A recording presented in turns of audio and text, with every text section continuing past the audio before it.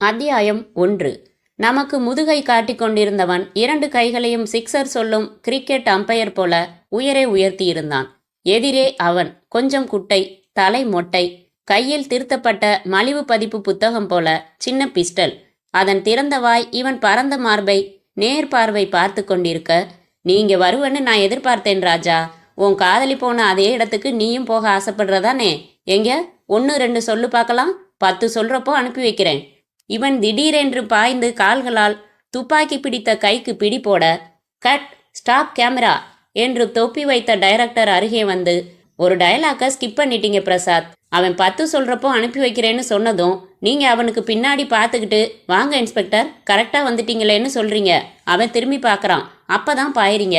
Okay, sorry sir. வாங்க inspector கரெக்டாக வந்தீங்களே. வந்தீங்களே இல்லை, வந்துட்டீங்களே. எடுத்துடலாமா கேமரா? 1 நிமிஷம் சார். ட்ராலியில் நிறுத்தப்பட்டிருந்த கேமரா பின்னால் தள்ளப்பட்டது. ஃபுல் லைட்ஸ், அனைத்து விளக்குகளும் போடப்பட்டன. கேமராமேன் கேமரா வழியாக பார்த்துவிட்டு, பிரசாத் சார் 1 இன்ச்சு லெஃப்டில் நகர்ந்து நில்லுங்க. பிரசாத் நகர்ந்து நின்று டச்சப் பையன் நீட்டிய கண்ணாடியில் பார்த்து கொண்டு ஸ்பாஞ்ச் எடுத்து கழுத்தில் வியர்வை ஒற்றி வைத்துவிட்டு, ரெடி சார் என்றான். கிளாப் போர்டுடன் தயாராய் ஒரு உதவி டைரக்டர் நிற்க, சைலன்ஸ் என்று டைரக்டர் கத்தியதும் செட்டில் பேச்சு நின்று அமைதி வந்தது. ரன் கேமரா என்றதும் கிளாப் போர்டு கேமராவுக்கு முன்னால் பிடிக்கப்பட்டது. ரம்யா சினியார்ட்ஸ், வெற்றி பெற்றவன், கலர், ஆக்ஷன் என்றார் டைரக்டர். நீங்க வருவன்னு நான் எதிர்பார்த்தேன் ராஜா. உன் காதலி போன அதே இடத்துக்கு நீயும் போக ஆசைப்படுறதானே? எங்க 1 2 சொல்லு பார்க்கலாம். 10 சொல்றப்போ அனுப்பி வைக்கிறேன். அடடே, வாங்க இன்ஸ்பெக்டர் கரெக்டாக வந்துட்டீங்களே. மொட்டை திரும்பி பார்க்க பிரசாத் பாய்ந்து தரையில் விழுந்து 2 கால்களாலும் துப்பாக்கி பிடித்த அவன் கைக்கு இடுக்கி பிடி போட, விசில் ஊதினார் டைரக்டர். திரும்பி கேமராமேனை பார்த்தார். என்ன விஸ்வம், நல்லா வந்திருக்கா? டேக் ஓகே பண்ணிடலாமா? நல்லா வந்திருக்கு சார். அடடேன்னு ஒரு வார்த்தை ஸ்கிரிப்டில் இல்லாததா சொல்லிட்டார் சார் என்றான் ஒரு உதவி டைரக்டர். அது இருக்கட்டும் யா, நேச்சுரலாக இருக்கு. Take okay. சரி சார் என்று குறிப்பு எழுதி கொண்டான். கிளாப் போர்டை எடுத்து டேக் பகுதியில் எழுதியிருந்த 5ஐ அழித்துவிட்டு 1 என்று எழுதினான். ஷார்ட் பகுதியில் எழுதியிருந்த 8ஐ அழித்துவிட்டு 9 என்று எழுதினான். நாற்காலி மேல் வைத்துவிட்டு புரொடக்ஷன் பையன் கொடுத்த டீயை வாங்கி கொண்டான். அடுத்த ஷாட்டுக்கான கோணத்தை கேமராமேனிடம் டைரக்டர் டிஸ்கஸ் செய்து கொண்டிருக்க, பிரசாத் தன் பெயர் எழுதின கை வைத்த நாற்காலியில் வந்து அமர்ந்து கொண்டு, மணி என்னையா என்றான் அருகில் நின்ற தன் உதவியாளன் பாலாவிடம். ஒன்றாக போகுது சார். இன்னும் 3 ஷாட்ஸ் பாக்கி இருக்கு சார். 2 மணிக்கு மேலே ஆயிடும். காலையில் 5:30க்கு கோல்டன் பீச்சுக்கு புறப்படணும். பிரசாத் கொட்டாவி விட்டான். அருகே ஜக்கில் இருந்த நீரில் மிதந்த பஞ்சு துண்டை எடுத்து கண்களை மட்டும் துடைத்து கொண்டான். மீண்டும் கொட்டாவி விட்டான். ரொம்ப டயர்டாக இருந்தா கேன்சல் பண்ணிடுங்க சார். நாளைக்கு சாயங்காலம் 2 மணி நேரம் கேப் இருக்கு. அப்போ அட்ஜஸ்ட் பண்ணி கொடுத்துடலாம். டைரக்டரை ஒரு வார்த்தை கேட்டுக்கிட்டு வா, என்ன சொல்றாருன்னு பார்ப்போம் என்று புரோட்டீன் பிஸ்கெட் ஒன்றை எடுத்து கடித்தான். டைரக்டரே ஓடி வந்து விட்டார். பிரசாத், உங்கள் கஷ்டம் புரியுது. இன்னும் 3 ஷாட்ஸ் தான். அதில் ஒரு ஷாட் கூட உங்கள் பேக் சைடு தான் வருது. டம்மி போட்டுடுறேன். 2 ஷாட். இன்னும் அரை மணி நேரத்தில் உங்களை அனுப்பி வச்சிடுறேன். என்ன பிரச்சனைன்னா, அந்த வில்லன் மொட்டை பம்பாயிலேருந்து வந்திருக்கான். காலையில் புறப்பட்டு போயிடுறான். டிக்கெட்ஸ் எடுத்தாச்சு. அதனால தான் அவசரமாக உங்ககிட்ட நைட் கால் ஷீட் கேட்டேன். சரி ஓகே, எவ்வளவு நேரமானாலும் முடிச்சு கொடுத்துட்டே போகிறேன். நீங்கள் போய் ரெடி பண்ணுங்க என்று அனுப்பிவிட்டு சாய்ந்து அமர்ந்து கொண்ட பிரசாத், பாலா ஷாட் ரெடியானதும் எழுப்பு என்று கண்களுக்கு மேல் சின்ன பூத்துண்டை போட்டுக்கொண்டு உறங்க ஆரம்பித்தான். அடுத்த ஷாட் ரெடியாவதற்குள் பிரசாத் பற்றி ஒரு சிறு குறிப்பு வரைந்து விடலாம். சினிமா உலகில் நடிகன் ஆவதற்கு 3 வழிகள் உள்ளன. அவையாவன: 1 பிரபலமான தயாரிப்பாளர் அல்லது டைரக்டரின் பிள்ளையாக பிறத்தல். 2 கரும்பு சோளம் விற்ற பணத்தை கட்டுக்கட்டாக தூக்கி பெட்டியில் வைத்துக்கொண்டு சென்னை வருதல், அதை கொடுத்து ரைட் ராயலாய் ஒரு சீனில் தலை காட்டுதல். 3 2 அடிக்கு 6 அடி பொந்து அறையில் தங்கிக் கொண்டு திங்கள்கிழமை பாக்யராஜ், செவ்வாய்க்கிழமை பாலச்சந்தர் என்று டைம் டேபிள் போட்டுக்கொண்டு வீட்டுக்கு போய், சார் ஒரே ஒரு சின்ன சான்ஸ் தாங்க சார் என்று காரில் ஏறும்போதும் இறங்கும்போதும் சலிக்காமல் கெஞ்சுதல். இதில் பிரசாத் நம்பர் 3 முறையில் வந்தவன். 7 ஆண்டுகளாயிற்று. முதல் படத்தில் சி தூ நீ எல்லாம் ஒரு மனுஷனா என்று மனைவி தன் கணவன் முகத்தில் நிஜமாக எச்சில் துப்புவாள். அந்த கணவனாக பிரசாத். 2 வருடங்களுக்கு துண்டு துக்கடா ரோல்கள். ஹீ இஸ் ஆல் ரைட் என்று சொல்லும் டாக்டராக, ஜட்ஜ்மெண்ட் ரிசர்வ்டு என்று சொல்லும் நீதிபதியாக, பெட்டி மாத்திட்டேன் பாஸ் என்று சொல்லும் கையாளாக, பிரசாதம் எடுத்துக்கோங்கோ என்று சொல்லும் குறுக்களாக, யூ ஆர் அண்டர் அரெஸ்ட் என்று கடைசியில் சொல்லும் இன்ஸ்பெக்டராக. அந்த சந்தர்ப்பத்தில் நண்பனை நம்பாதே என்று ஒரு பெரிய பேனர் படம். முழுக்க திருநெல்வேலி குற்றாலம் சைடில் படம் முடிக்க திட்டமிட்டு குழு போய் சேர்ந்தபோது ஹீரோவுக்கு நண்பனாக நடித்தவனுக்கு முதல் நாள் ஷூட்டிங்கில் பாறையில் இருந்து வழுக்கி விழுந்து சென்டர் முதுகில் தண்டுவடத்தில் கிராக்.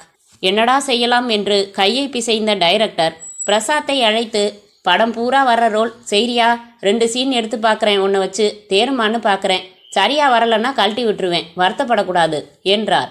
சரியாய் வந்தது. ஒண்டர்ஃபுல் பெர்ஃபார்மன்ஸ் என்று மனதார பாராட்டினார்.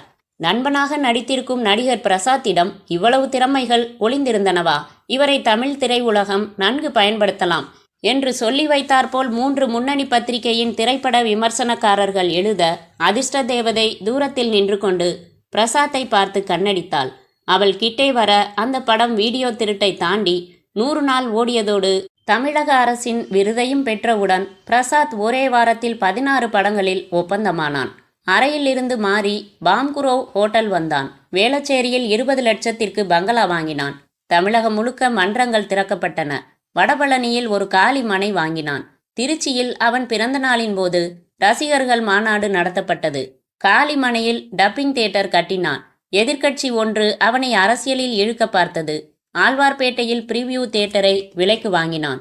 3 வருடங்களுக்கு முன் பெற்றோர் பார்த்த உறவு பெண் மீனாவை தமிழக முதல்வரின் தலைமையில் திருமணம் செய்து கொண்டான். தமிழில் மட்டும் நடித்து கொண்டிருந்தவன் தெலுங்கு, மலையாளம், ஹிந்தி என்று பெங்களூருக்கும் பம்பாய்க்கும் பறந்தான். இப்போது பிரசாத் ஒரு ஸ்டார் நடிகன். கோடிக்கு மேல் அவன் படங்கள் விற்பனையாகிறது. இத்தனை உச்சாணி நிலைக்கு வந்தபோதும் பிரசாத் தலைக்கணம் துளியும் ஏறாதவன், பழையதை மறக்காதவன், மகா அட்ஜஸ்ட்மெண்ட் டைப். கோபம் ஏற்படுத்த வேண்டும் என்று முயன்றாலும் கஷ்டம். பிரசாத் எல்லா விஷயத்திலும் ஆர்வம் காட்டும் ரகம். படித்தல் என்பது சுவாசித்தல் போல. காரில் 10 புத்தகங்களாவது தேரும். அவுட்டோர் ஷூட்டிங் என்றால் சூட்கேஸ் முழுக்க புத்தகங்கள் கூட வரும்.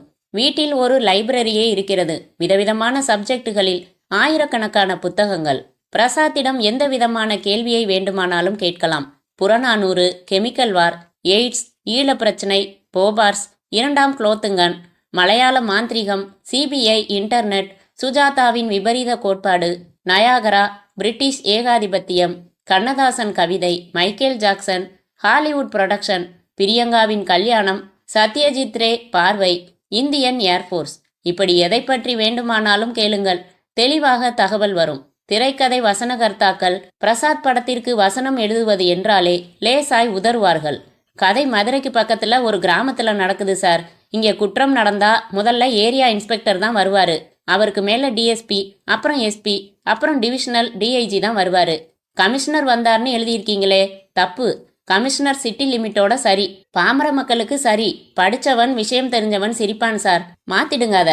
சார், ஷாட் ரெடி என்று உதவி டைரக்டர் வந்து சொல்ல பாலா பிரசாத்தின் தோளை தொட்டு அண்ணே அண்ணே என்று எழுப்பினான். கண் விழித்த பிரசாத் சட்டென்று பாலாவின் சட்டையை கொத்தாக பிடித்து பலார் என்று கன்னத்தில் அறைந்தான். ராஸ்கல், யார் எழுப்ப சொன்னா உன்ன என்று கத்தினான். செட்டில் உள்ளவர்கள் முழுக்க ஸ்தம்பித்து நின்றார்கள், எதுவும் புரியாமல். பாலா கலங்கி நின்றான். டைரக்டர் வந்து பிரசாத்தை தனியே நடத்தி, என்ன பிரசாத் இது என்று தோளில் கை போட, கையை எடியா என்று அவர் கையை உதறிவிட்டு வேகமாக நடந்து தன் பெயர் எழுதின நாற்காலியை ஓங்கி ஒரு உதை கொடுத்துவிட்டு தன் காரில் ஏறி அமர்ந்து ஸ்டார்ட் செய்து பாதையை விட்டு விலகி 2 பூச்செடிகளை சிதைத்து விட்டு சாலைக்கு வந்து மறைந்தான். என்னாச்சு, ஏன் இப்படி நடந்துக்கிறாரு? என்னப்பா பாலா, எனக்கு எதுவும் புரியலைங்க. கொஞ்ச நேரம் தூங்குறேன், ஷாட் ரெடியானதும் எழுப்புன்னு அவர் தான் சொன்னாரு. இது மாதிரி கோவப்பட்டு நான் பார்த்ததே இல்லைங்க. 5 வருஷமா அவர்கிட்ட இருக்கேன். இன்னைக்கு தான் முதல் தடவையா என்னை அடிச்சிருக்காரு. வீட்டில் எதுவும் பிரச்சனையா? அதெல்லாம் இல்லை சார், 1 வாரமாக சரியாக தூக்கம் இல்லை. தினம் 2 மணி நேரம் கூட தூங்குறதில்ல. அந்த டென்ஷன் தான்னு நினைக்கிறேன். ஒழுங்காக கார் ஓட்டிக்கிட்டு வீட்டுக்கு போயிடுவாரான்னு தெரியலையே. பேக்கப் என்று கத்தினார் டைரக்டர். வாப்பா பாலா, போய் பார்த்துட்டு வந்துடலாம் என்று பாலாவை தன் காரில் ஏற்றிக்கொண்டு பிரசாத்தின் வீட்டிற்கு புறப்பட்டார். அத்தியாயம் 2. வேளச்சேரி பங்களாவின் போர்ட்டிகோவில் பிரசாத்தின் கிரீம் கலர் சியலோவை பார்த்ததும் இருவரும் திருப்தியானார்கள். காரை விட்டிறங்கி உள்ளே வந்தபோது வாசல் கதவை சாத்துவதற்காக வந்த வேலைக்காரி, என்னங்கய்யா, ஐயா தனியா வர்றாரு, நீங்க தனியா வரீங்க என்றாள் பாலாவை பார்த்து. அண்ணன் எங்க? படுக்க போயிட்டாரே, ஏதாச்சும் சொன்னாரா? காலையில் 5:30க்கு கோல்டன் பீச் போகணும், பாலா வருவான், இங்கே படுத்துக்க சொல்லுன்னு சொல்லிட்டு போயிட்டாரு. அண்ணி அவங்க முதல்லே தூங்கியாச்சு. I think he is normal. Disturb பண்ண வேணாம், தூங்கட்டும். நான் காலையில ஃபோன் பண்றேன் பாலா என்று சொல்லிவிட்டு டைரக்டர் புறப்பட்டு சென்றதும் கீழே இருந்த பிரசாத்தின் அலுவலக அறைக்குள் சென்று பீரோ திறந்து தயாராய் வைத்திருக்கும் பெட்டியில் இருந்து லுங்கி எடுத்து கட்டிக்கொண்டு ஃபேன் போட்டு மொசைத்தரையில் சட்டை இல்லாமல் ஜில் என்று படுத்து உறங்கும் முன்னர் அலாரம் டைம் பீஸில் 4:30 மணி செட் செய்தான் பாலா. கதவு தட்டி வேலைக்காரி காப்பி கொடுத்த போது திப்பி திப்பியாய் விடிந்து கொண்டிருந்தது வானம். கப்பை கையில் வாங்கி கொண்ட மீனா இரவு உடையில் இருந்தாள். அந்த உடைக்கு பொருத்தமில்லாமல் ஒற்றை ஜடை போட்டிருந்தாள். கண்மை கக்கி இருந்தது. குப்புறப்படுத்து உறங்கிக் கொண்டிருந்த பிரசாத்தின் வெற்று தோலை தட்டி எழுப்பினாள். மணி 5 எந்திரிங்க, 5:30 புறப்படணுமா? என்றான். மற்றொரு முறை எழுப்பினதும் டக் என்று எழுந்து உட்கார்ந்தான். சோம்பல் முறித்தான். கலற்றி வைத்திருந்த வாட்சில் கண்களை குறுக்கி நேரம் பார்த்தான். டைம் ஆச்சு, காப்பியை கொண்டா. பாத்ரூம்ல துண்டு எடுத்து வச்சிட்டியா? எல்லாம் வச்சாச்சு. ராத்திரி எத்தனை மணிக்கு வந்து படுத்தீங்க? 12க்கெல்லாம் வந்துட்டேனே மீனா. பொய் சொல்லாதீங்க, 1:30 மணி வரைக்கும் நீங்க வரல. ஏன் இப்படி உடம்ப கெடுத்துக்கணும்? சம்பாதிச்சது போதாதா? வருஷத்துக்கு செலக்டிவா 4 படம் செஞ்சா போதாதா? போச்சு, ஆரம்பிச்சிட்டியா? இன்னும் ஒரே ஒரு வருஷம் ஒத்துக்கிட்ட எல்லா படங்களையும் முடிச்சு கொடுத்துட்டு அப்புறம் நீ சொல்ற மாதிரி லிமிட் பண்ணிக்கத்தான் போறேன். இப்போ மூட கெடுக்காத. பிரசாத் குளித்து விட்டு உடையணிந்து அறையை விட்டு வெளியேறும் முன்னர், மீனா, இன்னைக்கு முழுக்க கோல்டன் பீச்சில் தான் ஷூட்டிங். சாப்பாடு அனுப்பி வையி. மேனேஜர் வந்ததும் வக்கீல் வீட்டுக்கு போக சொல்லு. கேஸ் வாபஸ் ஆகிடுச்சுன்னு சொல்லு. 3 செக்கையும் பேங்க்ல போட்டுட்டு ரெட்டியாரை பார்த்துட்டு வர சொல்லு. இன்னைக்கு கேஷா தந்துடுறேன்னு சொல்லியிருக்காரு. படம் 50 நாள் தாண்டிடுச்சு. இன்னும் செட்டில் பண்ணுறதுக்கு மனசு வரலையா அவருக்கு? உங்களைத்தான் சொல்லணும். நயா பைசா சுத்தமாக கையில் வாங்கிக்கிட்டு கடைசி ஷெட்யூலுக்கு போக சொன்னால் கேட்குறீங்களா நீங்கள்? அவ்வளோ ஸ்ட்ரிக்டாக பழகினவங்க கிட்ட நடந்துக்க முடியாது மீனா. வரட்டுமா? கீழே இறங்கி வந்தான். பாலா அன்று வந்த பேப்பர்கள் மற்றும் வார இதழ்களுடன் தயாராக இருக்க, குட் மார்னிங் பாலா, டிரைவர் வந்தாச்சா? வந்தாச்சு சார் என்றான் அமைதியாக. பாலா, சாரிடா, நேத்து அப்படி நடந்துகிட்டதுக்கு. எனக்கே என்ன செய்யறோம்னு புரியல. ஒரே டென்ஷன். மனசுல வச்சுக்காத. டைரக்டர் முழிச்சிருப்பாரா பாரு. பாலா போனில் சுழற்றி, 1 நிமிஷம் சார், அண்ணன் பேசுறாரு என்று ரிசீவரை இவனிடம் நீட்டினான். Hello, good morning sir. தப்பா நினைக்காதீங்க, நேத்து மனசு சரியில்லை. என்னமோ ஒரு மூடு. எனக்கே புரியாம எப்படியோ நடந்துக்கிட்டேன். நீங்க எப்போ சொல்றீங்களோ அப்ப மிச்சத்தை முடிச்சு தந்துடுறேன். வைத்து விட்டு வந்து பாலாவின் தோளில் கை போட்டு வாசலுக்கு நடக்க, பாலா அவன் கையில் இருந்து தோலை விலக்கி கொண்டான். பாத்தியா, கோச்சுக்கிறியே? நான் தான் சாரி சொல்லிட்டேனே, அப்புறம் என்ன? வாயா பாலா என்று காரில் பின் சீட்டில் அருகில் அமர்த்தி கொண்டு கார் போய் கொண்டிருக்க, இன்னைக்கு எந்த பத்திரிகைக்காரன் நம்மளை திட்டியிருக்கான் சொல்லு. அப்படியே படிக்கட்டுமா? படி. பாலா அந்த புத்தகத்தை அடையாளம் அடக்கின பக்கத்தில் புரட்டி, பெங்களூருக்கு படப்பிடிப்புக்காக சென்றபோது பிரசாத்தும் அபர்ணாவும் அடுத்தடுத்த அறைகளில் தங்கினார்கள். ஆனால் ஒரே அறையை உபயோகித்தார்கள். ஷூட்டிங் இல்லாத வேளைகளில் இருவரும் இணைந்தே ஷாப்பிங் சென்றார்களாம். விரைவில் இவர்கள் திருமணம் நடைபெறலாம். அப்படி நடந்தால் அது ரகசிய திருமணமாக இருக்குமாம். போச்சுடா, 4 படம் சேர்ந்து நடிச்சது தப்பா போச்சா? அபர்ணா ரூம்ல அன்னைக்கு குழாய் அடைச்சிக்கிட்டு ரிப்பேருன்னு ரூம்ல வந்து முகம் கழுவுனா. அவ்வளவுதான். அதை கல்யாணம் வரைக்கும் கொண்டாந்துட்டாங்க. அன்னிக்கிட்ட காமிச்சு தொலைக்காத. ஃபோன் பண்ணிடுவா அபர்ணாவுக்கு. செய்தி பொய்யுங்கிறப்போ ஏன் பயப்படுறீங்கன்னே? ஏண்டா, நீ தான் தகவலே கொடுத்ததா? நான் கொடுக்கல. ஆனால் விஷயத்தில் கொஞ்சோண்டு உண்மை இருக்கிற மாதிரி தான் எனக்கு படுது. பாவி, பின்ன என்ன? யாரோட பிறந்தநாள் விழாவுக்கும் போக மாட்டீங்க. அபர்ணாவோட பிறந்தநாளுக்கு மட்டும் ஏன் போனீங்க? அதுவும் இல்லாமல் வர்ற ப்ரொடியூசர்கிட்ட எல்லாம் அபர்ணாவை புக் பண்ண சொல்லி சிபாரிசு செய்கிறீங்க. ஷூட்டிங்கில் அபர்ணாவை பார்த்தாச்சுன்னா உடனே கண்ணு தனியாக மின்னுது. போன வாரம் உங்கள் மேக்கப் ரூமுக்கு வந்துச்சே, கதவை சாத்திக்கிட்டு அது என்ன 1 மணி நேரத்துக்கு பேச்சு? வேற வேணையே வேணாம். முதல்ல ஒன்றை கழட்டி விட்டாதான் சரியா வரும் போலிருக்கே. வாயை வச்சுக்கிட்டு சும்மா இரு. டமாரம் அடிச்சிடாத. நானே குழப்பத்தில் இருக்கேன். இனிமே நீ என்ன செய்கிற? ஆஃபீஸ்லேயே இரு. ஷூட்டிங்குக்கு வராத. சிஐடி வேலையெல்லாம் பார்க்குறியே ராஸ்கல். சிரித்து கொண்டே செல்லமாக அவன் தோளில் குத்தினான் பிரசாத். கோல்டன் பீச் வந்தபோது படப்பிடிப்பு குழு தயாராய் காத்து கொண்டிருந்தது. மேக்கப் போட்டுக்கொண்டு 1/2 மணி நேரத்தில் தயாரானான் பிரசாத். ஜெனரேட்டர் இயங்கிக் கொண்டிருந்தது. கேமரா கடலை நோக்கி ஃபோக்கஸ் செய்யப்பட்டிருந்தது. கடல் கடந்து சோம்பேறி சூரியன் எழுந்து கொண்டிருக்க அந்த புதுமுக நடிகை பதட்டமாய் நகம் கடித்தாள். டைரக்டர் பிரசாத்திடம் வந்தார். சிச்சுவேஷன் என்னன்னா, இந்த அம்மா தற்கொலை பண்ணிக்கிறதுக்காக கடல்ல இறங்கி மூச்சு முட்டி மயங்கிடுறாங்க. அலை அடிச்சு கொண்டாந்து கரையில் போட்டிருக்கு. இன்னும் உயிர் இருக்கு. இந்த பக்கமாக வர்ற நீங்க எதேச்சையா பார்த்துட்டு போய் தூக்குறீங்க. முதலுதவி செய்கிறீங்க. நான் இன்னும் சாகலையான்னு கேட்குறா. நீங்கள் தற்கொலை பண்ணிக்கிறது கோழைத்தனம்னு எடுத்து சொல்கிறீங்க. முதல் 4 ஷார்ட்ஸ் சைலண்ட் ஷார்ட்ஸ் தான். ஓகே சார், போன வாரம் தான் தற்கொலையை பற்றி ஒரு ஃப்ரெஞ்சுக்காரன் எழுதின புஸ்தகத்தோட இங்கிலீஷ் டிரான்ஸ்லேஷன் ஒன்று படித்தேன். தற்கொலை தான் உலகத்திலேயே வீரமான செயல்னு 300 பக்கத்துல அழகா நியாயப்படுத்தி இருக்கான். ஷூட்டிங் பிரேக்ல இன்னும் பேசலாம் இதை பத்தி என்று சிரித்தான். டைரக்டர் அகல கையில் ஒரு டைரியோடு அருகில் நின்றிருந்தவன், தற்கொலையை பத்தி கூட புஸ்தகம் இருக்கா சார் என்றான். நிறைய இருக்கு. நீங்க யாரு? ரிப்போர்ட்டர். சினிமாலையா? லக்ஷ்மி தான் கொடுத்தாங்க எனக்கு. படித்ததும் தற்கொலைங்கிற விஷயத்து மேலே அவ்வளவு இன்ட்ரெஸ்ட் வந்துடுச்சு எனக்கு. உடனே கார் எடுத்துக்கிட்டு போய் அலைஞ்சு இதே சப்ஜெக்டில் 14 புஸ்தகம் எல்லா கடைகள்லையும் பூந்து பொறுக்கிட்டு வந்துட்டேன். இதே சப்ஜெக்டில் ஆர்த்தர் டூபேன்னு ஒரு அமெரிக்கன் ஒரு புக்கு எழுதியிருக்கானா. அது மட்டும்தான் கிடைக்கல. சமுதாயத்துக்கு பயன்படுறதாவும் அறிவை வளர்த்துக்கிறதுக்கும் 1000 புஸ்தகங்கள் இருக்கிறப்போ தற்கொலையை பற்றி இவ்வளவு ஆழமாக படிக்கிறேன்னு சொல்கிறீங்களே. அதுவரை அமைதியாய் பேசிக்கொண்டிருந்த பிரசாத் சட்டென்று ஆவேசமாய் எழுந்தான். 2 கைகளாலும் அந்த ரிப்போர்ட்டரின் நெஞ்சில் ஓங்கி தள்ள அவன் நிலை தடுமாறி மணலில் மல்லாக்க விழ அவன் மேல் ஏறி உட்கார்ந்து கொண்டு முகத்தில் மாறி மாறி குத்த ஆரம்பித்தான் பிரசாத். நான் எதை வேணாலும் படிப்பேன், உனக்கு என்னடா? பேத்துடுவேன் ராஸ்கல். கூட்டம் கூடிவிட பாலா வலுக்கட்டாயமாக பிரசாத்தை பிடுங்கி எடுத்து வேறு பக்கம் இழுக்க, என்னென்ன இது, சும்மா இருங்க என்று கத்த பிரசாத் திமிரினான். விடுடா, நான் என்ன படிக்கணும்னு சொல்றதுக்கு அவன் யாரா? விடுடா, தீத்துற அவனை. அண்ணே அமைதியா இருங்க, நீங்க அவரை அடிக்கிறத போட்டோ எடுத்துட்டாங்க. எவன்டா அவன் போட்டோ எடுத்தது என்று பாய்ந்து அருகே அடுத்த போட்டோவுக்கு தயார் செய்து கொண்டிருந்தவன் மேல் பாய்ந்து கேமராவை பிடுங்கி அருகில் இருந்த பாறை மேல் சிதறு தேங்காய் மாதிரி ஓங்கி அடிக்க கேமரா துண்டு துண்டாய் சிதறியது. போட்டோவா எடுக்கிற? பாலாவும் இன்னும் 3 பேரும் சேர்ந்து பிரசாத்தை இழுத்து கொண்டு அருகே புக் செய்திருந்த காட்டேஜுக்குள் சென்றனர். யூனிட் முழுவதும் சலசலப்பு அலைகளின் சத்தத்தை மீறியது. அத்தியாயம் 3. நடிகர் பிரசாத் படப்பிடிப்பில் ரகளை. பத்திரிகை நிருபருக்கு அடி உதை. நிருபர்கள் சங்கம் கண்டனம். மகாபலிபுரம் போகும் வழியில் கோல்டன் பீச் உள்ளது. இங்கு சினிமா படப்பிடிப்புகள் நடப்பது வழக்கம். நேற்று காலை விஜய் புரொடக்ஷன்ஸின் மனைவியை மன்னிப்போம் படத்தின் படப்பிடிப்பு நடைபெற இருந்தது. இந்த படத்தில் கதாநாயகனாக நடிக்கும் பிரசாத் அங்கு இருந்தார். அப்போது ஒரு சினிமா பத்திரிகையின் நிருபரான மாதவன் பிரசாத்திடம் பேசினார். தற்கொலை சம்பந்தப்பட்ட புத்தகங்களை தற்போது தான் ஆர்வமாக படித்து கொண்டிருப்பதாக அவரிடம் பிரசாத் தெரிவித்தார். எத்தனையோ நல்ல விஷயங்கள் இருக்க இதை ஏன் படிக்கிறீர்கள் என்று மாதவன் கேட்டவுடன் பிரசாத் கோபமுற்றார். மாதவனை மணலில் தள்ளி முகத்தில் சரமாரியாக குத்துக்கள் விட்டார். இந்த காட்சியை புகைப்படம் எடுத்த மற்றொரு நிருபரின் கேமராவை பறித்து பாறையில் அடித்து உடைத்தார் பிரசாத். பிரசாத் உடனடியாக அங்கிருந்து அப்புறப்படுத்தப்பட்டார். வீட்டிற்கு சென்று விட்டார். மாதவன் அரசாங்க ஆஸ்பத்திரியில் அனுமதிக்கப்பட்டார்.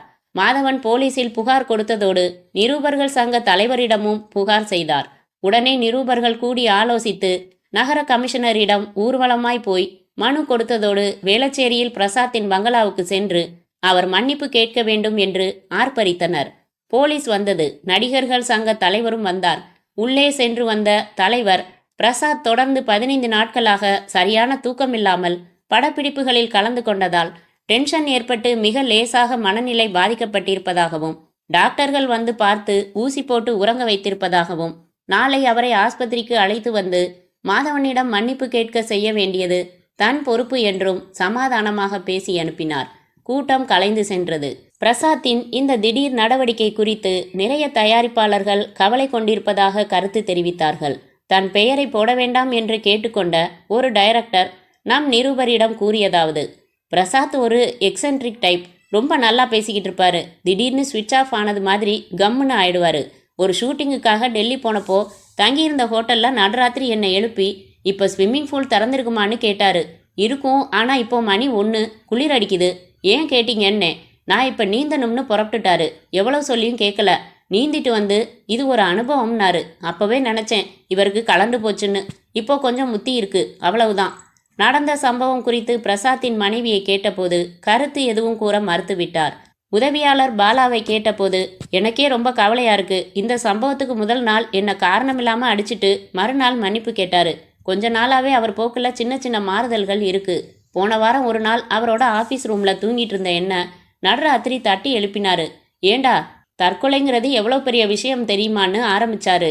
கையில் அது சம்மந்தப்பட்ட புத்தகம் வச்சிருந்தாரு. போய் படுங்கண்ணேன்னு சமாதானப்படுத்துறதுக்குள்ள பெரிய பாடாயிடுச்சு. பிரசாத்திற்கு வைத்தியம் பார்த்த மனநோய் மருத்துவர் செபாஸ்டின் அவர்கள் முதலில் எதுவும் பேச மறுத்தார். வற்புறுத்தி கேட்ட பிறகு, ஒரு சின்ன மென்டல் டிசார்டர் ஏற்பட்டிருக்கு. இது தூக்கம் இல்லாதாலையும் ஒரே விஷயத்த அடிக்கடி நினச்சி ஒரு விதமான அழுத்தத்தை மனசுக்கு ஏற்படுத்தினதுனாலையும் ஏற்பட்டது. ஒரு 15 நாள் நல்ல ஓய்வு எடுத்தா போதுமானது. பிரசாத் பூரண குணமடைய நம் வாழ்த்துக்கள் என்றது அந்த காலை செய்தித்தாள். அத்தியாயம் 4. பிரசாத் அறையை விட்டு வெளியே வந்து மேலே இருந்து பார்த்தான். ஹாலில் 3 சூட்கேஸ்கள் வைக்கப்பட்டிருந்தன. மீனா டிரைவரிடம் பணம் கொடுத்து ஏதோ பேசிக் கொண்டிருந்தாள். பாலா டெலிபோனில் பேசிக் கொண்டிருந்தான். பிரசாத் படிகள் இறங்கி கீழே வந்து, வெளியூர் எங்கேயானு போறியா மீனா என்றான். ஆமா, நான் மட்டும் இல்ல, நீங்களும் தான் வரீங்க. உங்களுக்காகத்தான் பயணமே. எங்கம்மா? ஏற்காடு. என்ன இங்க ஷூட்டிங்கா? நோ, 1 வாரம் தங்குறோம். காட்டேஜுக்கு ஃபோன் பண்ணியாச்சு. காரை பெட்ரோல் போட்டுட்டு வர சொல்லியாச்சு. பாலாவும் வராரு. Complete rest. என்ன விளையாடுறியா? இங்க எவ்வளவு ஷூட்டிங் இருக்கு தெரியுமா? எல்லாத்தையும் 1 வாரத்துக்கு கேன்சல் பண்ணியாச்சுனே. பாலா ரிசீவரை வைத்து விட்டு வந்து சொன்னான். இடியட், ஏன் அப்படி செஞ்ச? அண்ணி தான் செய்ய சொன்னாங்க. மீனா, உனக்கு என்ன ஆச்சு? எனக்கு ஒன்றும் ஆகலை. உங்களுக்கு எதுவும் ஆயிடக்கூடாதுன்னு தான் இந்த ஏற்பாடெல்லாம். டாக்டர் சொன்னபடி தான் இதை தீர்மானித்தேன். ஐம் ஆல்ரைட் மீனா, எனக்கு ஒன்றும் இல்லை. 3 நாள் பேப்பரை எடுத்து படிச்சுட்டு அப்புறம் சொல்லுங்க. பத்திரிக்கையில் 4 விதமாக எழுதுவாங்க. அண்ணே, உங்களுக்கு இப்போ ஓய்வு ரொம்ப அவசியம். அண்ணி சொல்கிறத கேளுங்க. 1 வாரம் ஓய்வெடுங்க. பிரசாத் அமைதியாய் பாலாவையும் தன் மனைவியையும் பார்த்தான். ஓகே, எனக்கு வேண்டிய ட்ரெஸ் எல்லாம் எடுத்து வச்சுட்டேன். கொஞ்சம் புக்ஸு எடுத்துக்கிறேன், எடுத்துக்கங்க. அப்புறம் பாலா, இங்கே வா. ராமநாதனுக்கு ஃபோன் செஞ்சு கேட்குறியா? என்ன கேட்கணும்? அவர் படத்தில் இன்னும் ஒரே ஒரு டூயட் பாட்டு சீன் மட்டும்தான் பாக்கி. 2 நாள் ஏற்காட்டில் ஷூட்டிங் வச்சுக்கிறாங்களான்னு கேளு. நோ என்றாள் மீனா. போகிறது ஓய்வெடுக்க, அங்கேயும் எதுக்கு மறுபடி தொழில்? இந்த 1 வாரத்துக்கு உங்களுக்கு நடிப்பு கேமராங்கிற சிந்தனையே இருக்கக்கூடாது. தோள்களை ஒரு முறை உயர்த்தி கொண்ட பிரசாத், சரி வேணாம்ப்பா, விட்டுடு. டேப் ரெக்கார்டர், நிறைய கேசட்ஸ் எடுத்து வை. நான் புக்ஸ் எடுத்துகிட்டு வந்துடுறேன். பிரசாத் மாடிக்கு செல்ல பாலா, அப்பாடா, ஒரு வழியா அண்ணனை சம்மதிக்க வச்சுட்டீங்க. அதெல்லாம் சரி, அங்கே எவனாவது பேட்டின்னு வந்துட போகிறான். யாருக்கும் தகவல் கொடுக்கலையே. சம்மந்தப்பட்ட சில ப்ரொடியூசர்ஸ் தவிர யார்கிட்டையும் சொல்லல நீ. அப்புறம் ஒரு சின்ன விண்ணப்பம். என்ன? நான் எதுக்கு? நீங்கள் 2 பேர் மட்டும் போயிட்டு வாங்களேன். நாங்கள் என்ன ஹனிமூன் ட்ரிப்பாக போகிறோம்? அவர் மனசில் இருக்கிற கலக்கம், டென்ஷன் எல்லாம் குறையணும். அவருக்கு உன்னை ரொம்ப பிடிக்கும். நீ இருந்தால் தமாஷா பேசிக்கிட்டு இருப்ப. சும்மா வாப்பா, நீ தான் டிரைவ் பண்ணுவியே. அப்போது டிரைவர் கூட வேண்டியதில்லையே. வாசலில் காரை நிறுத்திவிட்டு உள்ளே வந்த டிரைவர், இல்லைம்மா, பாலா சாருக்கு சமதளத்தில் ஓட்டித்தான் பழக்கம். மலை மேலே ஓட்டுறதுல அவ்வளவு பரிச்சயம் இருக்காது. நானே வரேன் என்றான். பெட்ரோல் போட்டாச்சா? ஆச்சுமா, கேன் எடுத்து போட்டிருக்கேன். சேலம் போனதும் அதுலேயும் நிரப்பிக்கணும். ஏற்காட்டில் பெட்ரோல் பங்கு கிடையாது. சரி, இந்த சூட்கேஸ் எல்லாம் எடுத்து கொண்டு போய் வண்டியில் வச்சுடு. மாடியிலிருந்து ஒரு ஷோல்டர் பேக் நிறைய புத்தகங்களோடு இறங்கினான் பிரசாத். கழுத்தில் வாட்டர் ப்ரூஃப் மினால்டா கேமரா மாட்டியிருந்தான். நான் ரெடி. வீட்டில் தங்கியிருக்கும் வேலைக்காரனுக்கும் வேலைக்காரிக்கும் மற்றும் வாட்ச்மேனுக்கும் குறிப்புகள் சொல்லிவிட்டு அவர்கள் புறப்பட்டார்கள். அத்தியாயம் 5. சேலத்தில் இருந்து 32 கிலோமீட்டர் தூரத்தில் உள்ள 20 ஊசிமுனை வளைவுகள் கொண்ட மலைப்பாதையின் கொண்டையில் உள்ள ஏற்காடு மயக்கத்தில் இருந்தது. எனவே அதன் முகத்தில் மேகங்கள் மழை தெளித்து கொண்டிருந்தன செல்லமாக. வட்டாரத்தில் அங்கங்கே மலைகள் உடம்பு முழுக்க பனி பூசிக்கொண்டு முனிவர்களாய் தவம் இருக்க தென்றல் ஒரு மலைக்கும் மறுமலைக்கும் ஊஞ்சல் விளையாடி கொண்டிருந்தது. பிரசாத்தின் கார் ஏற்காட்டின் எல்லையை தொட்டபோது மாலை மணி 5:10. முன் சீட்டில் சாய்ந்து லேசாக உறங்கிக் கொண்டிருந்த பாலாவை தொடையை தொட்டு அசைத்தான் டிரைவர். பாலா சார், வந்தாச்சு. தலையில் குளிருக்காகவும் காற்றுக்காகவும் துணி கட்டியிருந்த மீனா யூக்கலிப்டஸ் தேய்க்கப்பட்டிருந்த காற்றை ஆழமாக சுவாசித்தாள். பிரசாத் கையில் வைத்திருந்த புத்தகத்தில் கவனமாயிருந்தான்.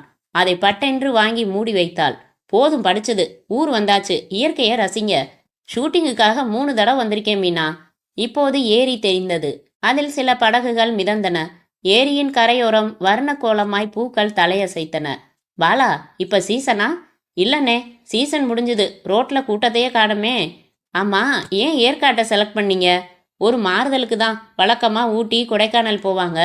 ஊட்டி ஷூட்டிங்குக்காக மாசத்துக்கு 3 தடவை போகிறோம். கொடைக்கானலுக்கும் அப்படித்தான். அதனால தான் ஏற்காடுன்னு அண்ணி சொன்னதும் உடனே சரின்னுட்டேன்னா. ஏரியை சுற்றி கொண்டு கார் வலதுபுறம் திரும்பி கொஞ்சம் ஏற்றமான சாலையில் கியர் மாற்றிக்கொண்டு விரைந்து ஹோட்டல் சர்வராய்ஸ் என்று வரவேற்ற ஆர்ச்சுக்குள் நுழைந்து சாலையிலிருந்து சற்று உள்ளடங்கியிருந்த ஹோட்டல் கட்டிடத்தின் வாசலில் நின்றது. நான் போய் காட்டேஜ் சாவி வாங்கிட்டு வந்துடுறேன். பாலா மட்டும் காரை விட்டு இறங்கினான். ஹோட்டலின் ரிசப்ஷனில் இருந்த இளைஞன் டை கட்டி இருந்தான். சர்ட்டிங் கிளாத் விளம்பரத்திற்கு போல சுருக்கமில்லாமல் அணிந்திருந்தான். எஸ் என்றான். மெட்ராஸ்லேருந்து ஃபோன் செஞ்சிருந்தோம், காட்டேஜ் கேட்டு. ஆக்டர் பிரசாத்துக்கு தானே என்றான் கண்களில் ஆர்வமாக. ஆமாம். வந்திருக்காரா? காரில் இருக்காரு. காட்டேஜ் சாவி கொடுக்குறீங்களா? ஷூர், வாங்க என்று ஒரு சாவி எடுத்துக்கொண்டு அவனும் பாலாவும் நடந்து அவர்களின் காருக்கு வந்தனர். காரை விட்டிறங்கி நின்று கொண்டிருந்த பிரசாத்தின் கையை உற்சாகமாக பற்றி குலுக்கினான். வெல்கம் சார், நீங்க இங்க தங்குறது எங்களுக்கு பெருமை. நீங்க தங்க போற காட்டேஜை ரொம்ப நல்லா கவனிச்சு வச்சிருக்கேன். காட்டேஜில் ஃபோன் இருக்கு, இன்டர்காம் இருக்கு. உங்க காட்டேஜுக்குன்னு ஒரு பையனை ஒதுக்கிட்டேன். இங்கே வெஜிடேரியன் நான் வெஜிடேரியன் ரெண்டும் கிடைக்கும். இன்னும் உங்களுக்கு என்ன சௌகரியம் வேணும்னாலும் கேளுங்க, செஞ்சு தரேன். நான் உங்க பரம ரசிகன் சார். அப்படியா, சந்தோஷம். உங்க பேர் என்ன? சாலமன். ஓகே, எங்களுக்கு காட்டேஜை காமிக்கிறீங்களா? வாங்க சார். ஒரு சின்ன அல்பத்தனமான ஆப்ளிகேஷன் சார். சொல்லுங்க, உங்களுக்கு ஃப்ரீயாக இருக்கிறப்போ சொல்லுங்க. உங்கள் கூட நின்று ஒரே ஒரு ஃபோட்டோ எடுத்துக்கணும், அவ்வளவுதானே? எடுத்துக்கலாம். ஹோட்டலின் அறைகள் இருந்த முக்கிய கட்டிடத்தை அடுத்து தனித்தனியாக இருந்த காட்டேஜ்களில் இரண்டாவதின் கதவை திறந்து பூட்டையும் சாவியையும் உள்ளே வைத்துவிட்டு, நான் போகிறேன் சார், உங்களுக்கு ரொம்ப பொருத்தமாக மிஸ்ஸஸை செலக்ட் செஞ்சிருக்கீங்க சார், கங்க்ராச்சுலேஷன்ஸ் என்று புன்னகைத்து விட்டு அகன்றான் சாலமன். ஒரு மாதிரியா என்னை பார்த்தப்பவே நினச்சேன் இப்படி வழிவான்னு என்றாள் மீனா. டிரைவர் பாண்டியன் ஹோட்டலின் முன்பகுதியில் நிறுத்தியிருந்த காரிலிருந்து சூட்கேஸ்களை எடுத்து வர பாலா மிச்ச பொருள்களை கொண்டு வந்தான். காட்டேஜ் ஒரு மினி பங்களாவாய் இருந்தது. நீட்டா இருந்தது. மரவேலைகள் வசீகரித்தன. முதலில் ஒரு வரவேற்பு அறை, அதற்கடுத்து ஒரு டைனிங் ரூம். அங்கு 4 நாற்காலிகளுடன் எல்லா இடங்களிலும் நவீனமான ஃபர்னிச்சர்ஸ். தரையில் மெத்தென்ற கம்பளம். சுவர்களில் கண்களுக்கு இதம் கூட்டும் மெலிதான வர்ணங்கள் பூசப்பட்டிருக்க திரைச்சீலைகள் மெல்லிசாய் அடிக்கடி வெட்கப்பட்டு கொண்டிருந்தன. முதல்ல என் ஸ்வெட்டர் எடு என்றான் பிரசாத். மீனா சூட்கேஸ் திறந்து எடுத்து தந்தாள். அதை போட்டுக்கொண்டு, இப்போ என்ன ப்ரோக்ராம்? எனக்கு பசிக்குதுங்க. ரைட், எல்லாரும் டிஃபன் சாப்பிட்லாம். பாலா, பெல் அடியே. பாலா அழைப்பு மணியை அழுத்த கொஞ்ச நேரம் கழித்து வாசல் கதவை தட்டிவிட்டு உள்ளே வந்தவன் லேசாக தாடி வைத்திருந்தான். வந்து எல்லோரையும் ஒரு முறை பார்த்தான். பிரசாத்தை பார்த்து ஆச்சரியமோ சந்தோஷமோ காட்டாமல், முகத்தில் சலனமே இல்லாமல், என்ன வேணும் என்றான். ஏன்பா, இதை கொஞ்சம் சிரிச்சுக்கிட்டே கேட்கக்கூடாதா? சார் யார் தெரியுமா? தெரியும். யாரு சொல்லு? நடிகர் பிரசாத். நீ சினிமா பார்க்க மாட்டியா? முந்தி பார்த்துக்கிட்டு இருந்தேன், இப்போ இல்லை. உங்களுக்கு என்ன வேணும்? உன் வாயிலிருந்து கொஞ்சம் சிரிப்பு. காதல் தோல்வியா? அவன் எதுவும் பேசாமல் முறைத்தான். பாலா, கிண்டல் பண்ணாமல் சும்மா இரு. இந்தாப்பா, உன் பேர் என்ன? கிட்டப்பா. பாட்டு பாடுவியா நீ? பாலா, சும்மா இருடா கொஞ்ச நேரம். கிட்டப்பா, 4 பிளேட் இட்லி, 4 தோசை, 4 செட் பூரி எடுத்துக்கிட்டு வா. பாண்டியா, உனக்கு போதுமில்ல? உங்களுக்கு சொல்லிக்கங்க சார், நான் அங்கே போய் சாப்பிட்டுக்கிறேன் என்று நெளிந்தான் டிரைவர் பாண்டியன். மரியாதை எல்லாம் ஊரில் போய் வச்சுக்கலாம். இந்த ஒரு வாரத்துக்கு இங்கே எல்லாம் சரிசமம், பாரபட்சம் கிடையாது. என் சிகரெட் நீ குடிக்கலாம், ஓம் பீடி நான் குடிக்கலாம். ஓகே? நல்லா இருக்குங்க பேச்சு, பீடி சிகரெட்டுன்னு. அப்போ உனக்கு பிடிச்ச மாதிரி சொல்கிறேன். நான் குடிக்கிற ஸ்காட்ச் நீ குடிக்கலாம், நீ குடிக்கிற சாராயம் நான் குடிக்கலாம். ஐயோ, அதெல்லாம் எடுத்துகிட்டு வந்திருக்கீங்களா? பின்ன ஒரு டூருன்னா இதெல்லாம் இல்லாமலா? உனக்கும் சேர்த்து தான் எடுத்துகிட்டு வந்திருக்கேன். ஆனால் பாலா, உங்கள் அண்ணி பீர் மட்டும்தான் சாப்பிடுவா.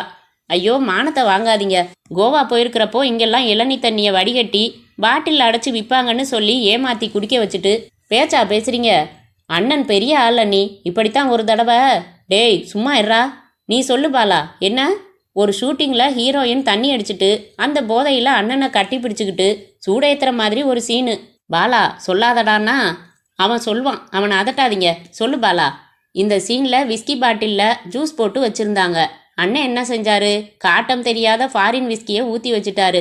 அந்த பொண்ணு குடிச்சிட்டு நிஜமாவே போதை ஏறி டைரக்டர் கட் கட்னு கத்தியும் விடாம அண்ணனை கீழே தள்ளி மேலே விழுந்து புரண்டு. பாலா ரசித்து சிரிக்க மீனாவும் அந்த சிரிப்பில் கலந்து கொண்டு, யாரவ என்றாள். வேற யாரு, நம்ம அபர்ணா தான். அதென்ன நம்ம அபர்ணா? டேய் பாலா, உன்னை மெட்ராஸ்லேயே விட்டுட்டு வந்திருக்கணும்டா. சாரிண்ணே, ஒரு ஆர்வம் சொல்லிட்டேன். நீ அடித்த கூத்தெல்லாம் எடுத்து விடவா? அது யாரா? டான்ஸ் அசிஸ்டண்ட்டு, பென்சில் மாதிரி இருப்பாளே, அவகிட்ட என்ன கேட்ட நீ? ஐயோ விட்டுருங்கண்ணே, இனிமே உங்கள் மேட்டர் எதுவும் வாய திறக்கலண்ணே. அது இல்லடா, தொட்டு பார்த்துட்டு அவள் என்ன சொன்னா? நான் போகிறேன்னே வெளியே, டிஃபனே வேணாம். மறுபடி அனைவரும் சிரிக்க தரையில் அமர்ந்திருந்த பாண்டியன் கிட்டப்பா பிளேட்டுகளை ஒன்றன் மேல் ஒன்றாக அடுக்கி எடுத்து வந்தபோது வாங்கி மேஜையில் வைத்து உதவினான். கிட்டப்பா ஜாக்கிரதையாக எல்லாவற்றையும் தனித்தனியாக எடுத்து வைத்துவிட்டு, வேற ஏதாவது வேணுமா? 4 பிளேட் சிரிப்பு வேணும் என்றான் பாலா. அவன் அமைதியாக சென்று விட, வித்தியாசமான ஆளுண்ணே, உங்களை பார்த்தும் கொஞ்சம் கூட ஆர்வப்படாத ஜென்மம் தமிழ்நாட்டில் இது ஒன்றுதான்னு நினைக்கிறேன். ஒவ்வொருத்தங்களுக்கும் ஒவ்வொரு சுபாவம். வாங்க சாப்பிட்லாம். சாப்பிட்டுட்டு லேக் வரைக்கும் நடந்து போயிட்டு வரலாம். நாளை காலையில் சேர்வராயன் கோயில் காரில் போகலாம்.